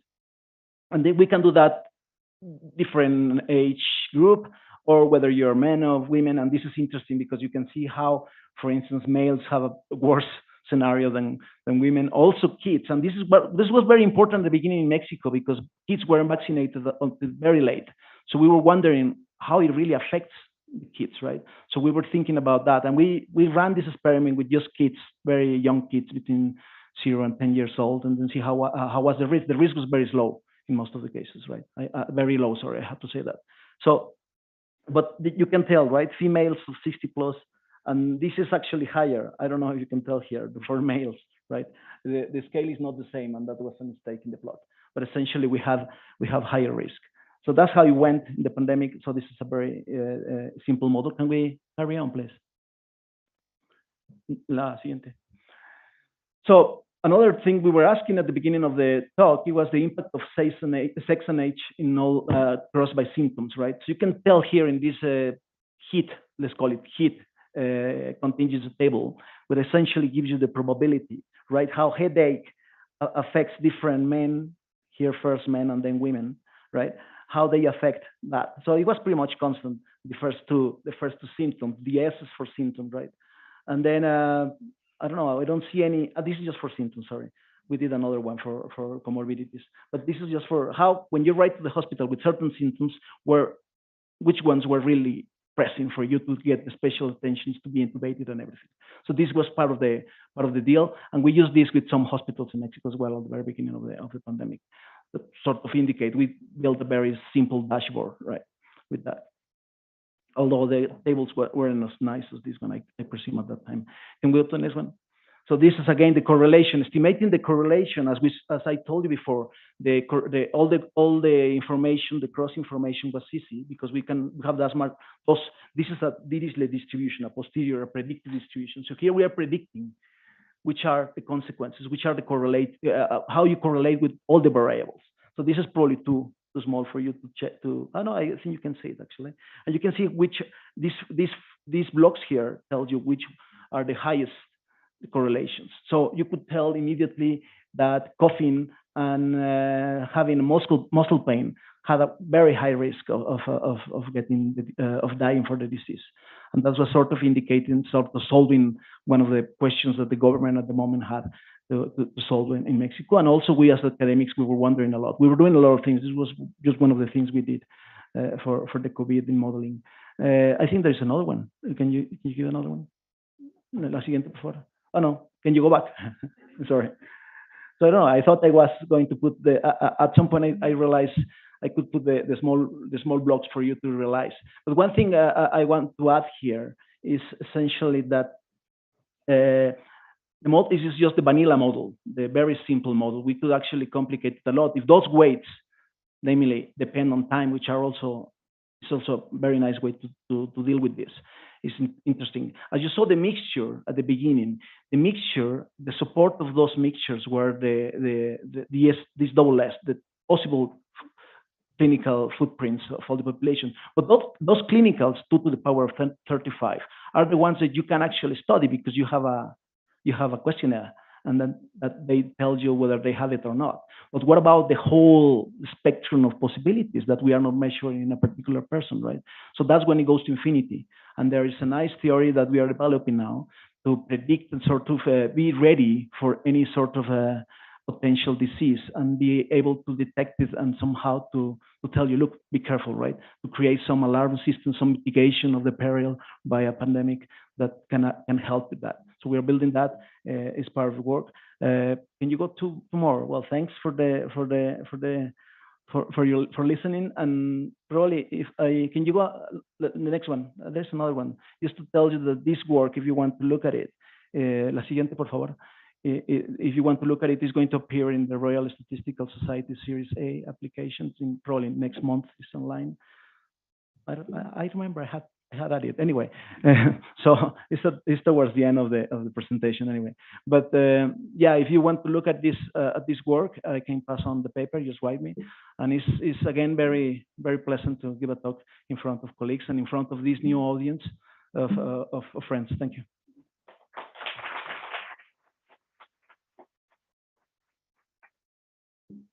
Thanks. No, there was another one, but probably was there. Thank you. Any questions?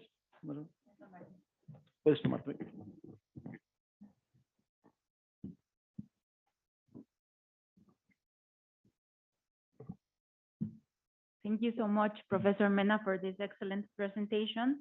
I guess there are many questions around. Who has the papers?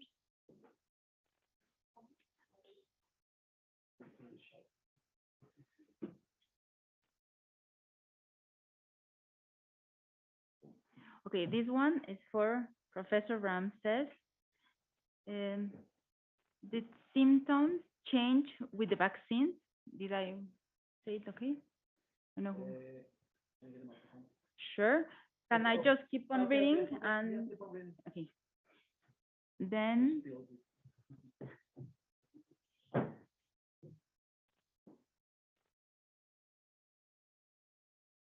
in the figure about the Mexican cycle, without yours say Mexico is already in a recession. Sorry, I'm sorry. This one is for Professor Armando. Let me read again. In the figure about the Mexican cycle, without with what you said, Mexico is already in a recession. And the second one is for Professor Mena. Did the symptoms change with different variations of COVID-19?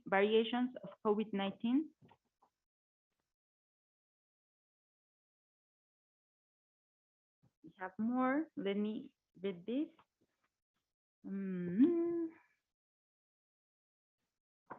Dr. Sánchez, in your opinion, why has post-pandemic recovery been slow? And this one, I don't know where to start.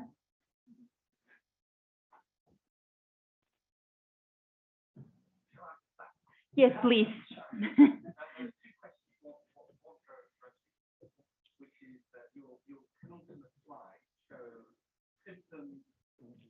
¿Es tuya? What would interest me is what's driving the comorbidities? Are there Thank you. Sorry, excuse me. No sound. You showed symptoms, outcomes, comorbidities. And I'm interested in systematic patterns in comorbidities across education, employment, region. My second question to Armando is two questions, actually, sorry. First is Mexico benefiting from being an oil producer at a time of high oil prices? And secondly, is the fundamental constraint on the Mexican economy from the demand side or the supply side?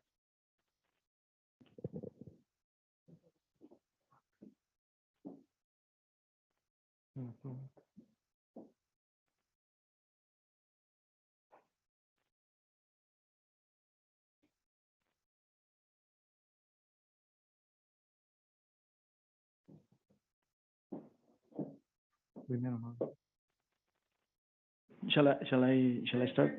So there were, I think, three questions. The one is the relation with symptoms, how they change across different variations of COVID and different vaccination was the first one you mentioned, right?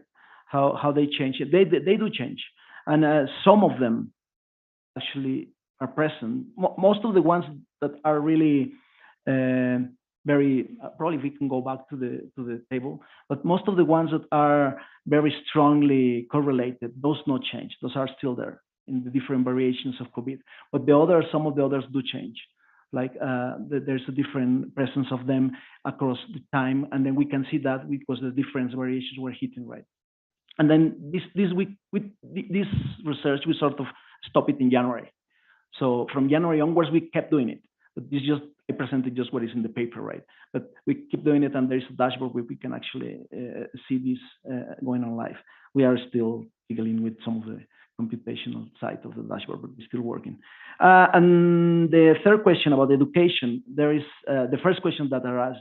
We were thinking about that, and of course we didn't include that in the paper. There is a subsequent paper where we are crossing that with the information of INEGI, the statistical bureau in Mexico that gathers all the information to see how this affects, how this correlates and affects with the social and economical situation in the country. And there is a nice thesis already finished, I hope, with the exam. I think the exam is in a couple of weeks, where this is placed. It's a master's thesis in statistics. So yeah, I mean, this is very interesting, right? Because of course it does affect what is your social status, and you could tell that immediately if you look at the first case that we were able to see at the beginning of the pandemic. And then you can actually locate where that first case and the first cases happened. They were in the places where, of course, you have a lot of, in brackets, rich people that were traveling and they were coming back. And then you could see also how this change across the different, Mexico is really scattered. So you may have a very rich area next to a very not very rich area. And then you can tell immediately geographically with a map how this affects. There is a nice dashboard by the Institute of Geography developed by the director there, Manuel Suarez, and his team, where you can see these patterns of the comorbidities in the different areas. I can of course pass you the link. It's very nice. I think those were my questions.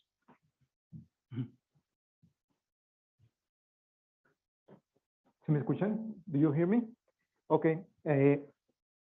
Regarding the first question, I can say that why we haven't had a recovery, or why is it slow, the recovery? Well, I can say that we have an imported crisis. The war, the COVID, and all those factors are affecting the actual work of the Mexican economy, workings of the Mexican economy. I think that investment has a lot of, speaking about the domestic factors, the investment is playing a role in the slow growth. Private investment has not been growing at the rate we need. So I think that is the key point. The private investment has not recovered, although consumption is recovering now. We are missing that investment growth. Exports are playing its role. The United States are importing a lot from Mexico, and that is playing a good role. But I think that the key point to note is that the private investment in Mexico needs to recover. Regarding the second question, that if we are next to a recession, I think we are close to our potential growth rate, that it's about 2%. That is not good news because it's the let's say the long run growth rate we can have. A good growth rate would be to grow more than 2%. We are like having a regression to that rate, and that's not a good thing for the Mexican economy. So that's why I think that we must promote investment in order to grow more than that potential growth rate in the short and medium run. So that's what I can say. And Mexico's evolution is going to depend a lot on the United States growth, because we are 80% of our exports depend on the United States economy. I'm sorry about the question, Chris. Could you repeat, because I didn't have time to write. Is Mexico benefiting from being okay? And secondly, the fundamental problem, the fundamental constraint. Yeah, thank you. So at this point in the short run, we are having some benefits of producing oil, because with the high oil prices, we are having more income, so that we can even have a subsidy to the gasoline price, diesel prices, but that's a short run effect. In the very long run, I think that if we want to benefit from the energetic sector, we need to promote a reform that increases investment in a different portfolio, in which you invest in renewable energy and the oil production, so that we can have the best benefit of the energy sector. The second question is a really good one, because most of the people is now discussing is the actual crisis at the world level is a demand. Which factors are playing a more important role? Demand factors and supply factors. I think that during the pandemic, supply factors were playing an important role.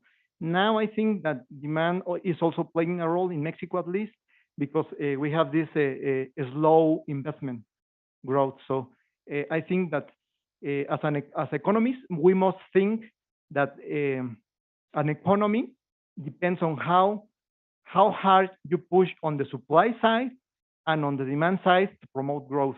You cannot only think that by promoting a consumption you can grow, or you cannot think that only by investing in technology. So you must combine both factors, technology, investment, supply and demand factors, in order to have a long-run growth. And obviously, to think about distribution, income distribution. If you generate more income, you need to include all the people, so that you can have development, not only growth. Thank you.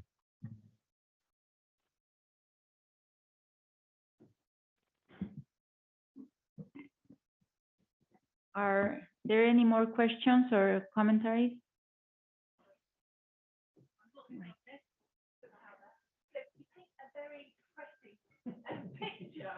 Is there any good news on the or if not, we look to environmental sustainability? Good news? Is there any good news?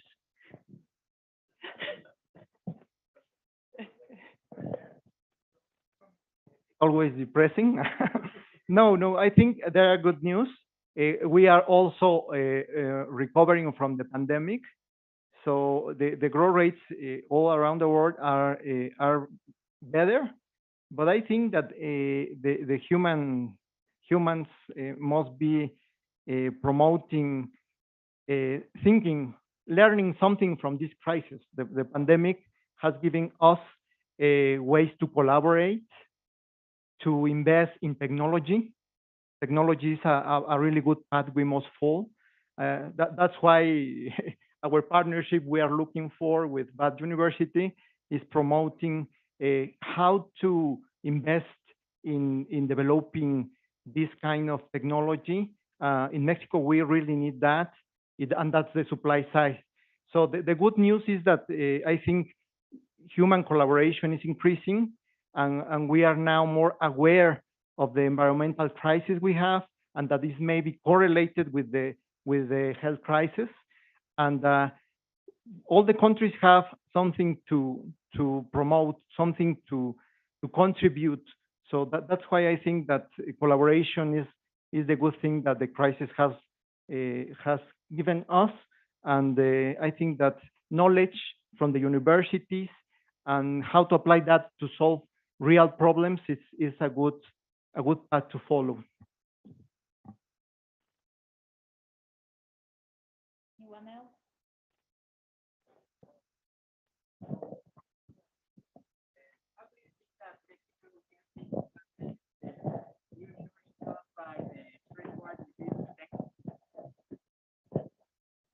By the trade war between China and the United States, and that the manufacturing that is currently made in Asia is transferred to North America, and is the United States, Mexico, or Canada trade enough, or is it need more than to strengthen seas between Mexico, Canada, and the United States? Thanks.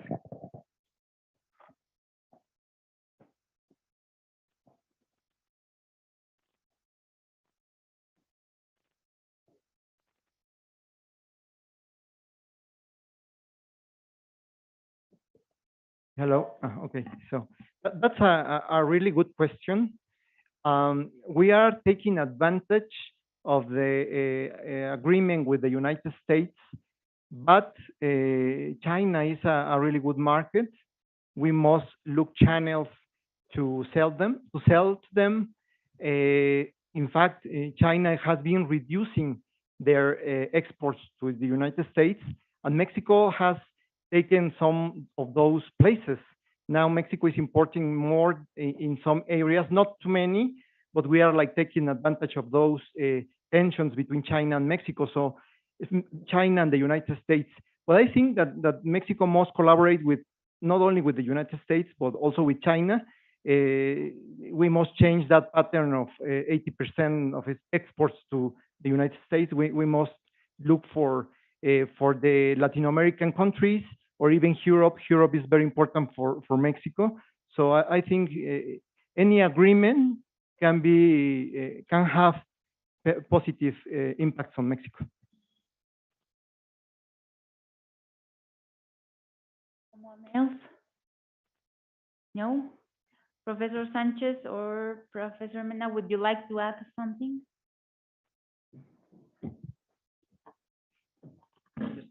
Thank you. Just to emphasize the importance of these agreements, I think it's very important. In particular, partnership between BAD and UNAM has been really, really strong. I think probably before I was around, but as a lot of people have helped in BAD as well. They have particular interest, and of course, if we can help with a bit of our experience of that, please. Do feel free to contact us and then exchange it. I mean, we have a lot of experience in terms of education, and in terms of now that I see that there is a nice collaboration between MATS and UNAM and CIMAT, another institution in Guanajuato, where we had a lot of events around the year, and that creates, you know, that trend for students and researchers to communicate, collaborate, and create new PhD programs and all that. So that helped a lot. I think it's a nice addition that you could probably copy or improve the model, right? So yeah. Oh, thank you, Ramses. Well, we hope that IMAS and the Institute for Economic Research have more collaboration starting from this, and obviously with the University of BAD that has joined us in this kind of project. So we hope to do that. And we congratulate you for your brilliant presentation. Thank you.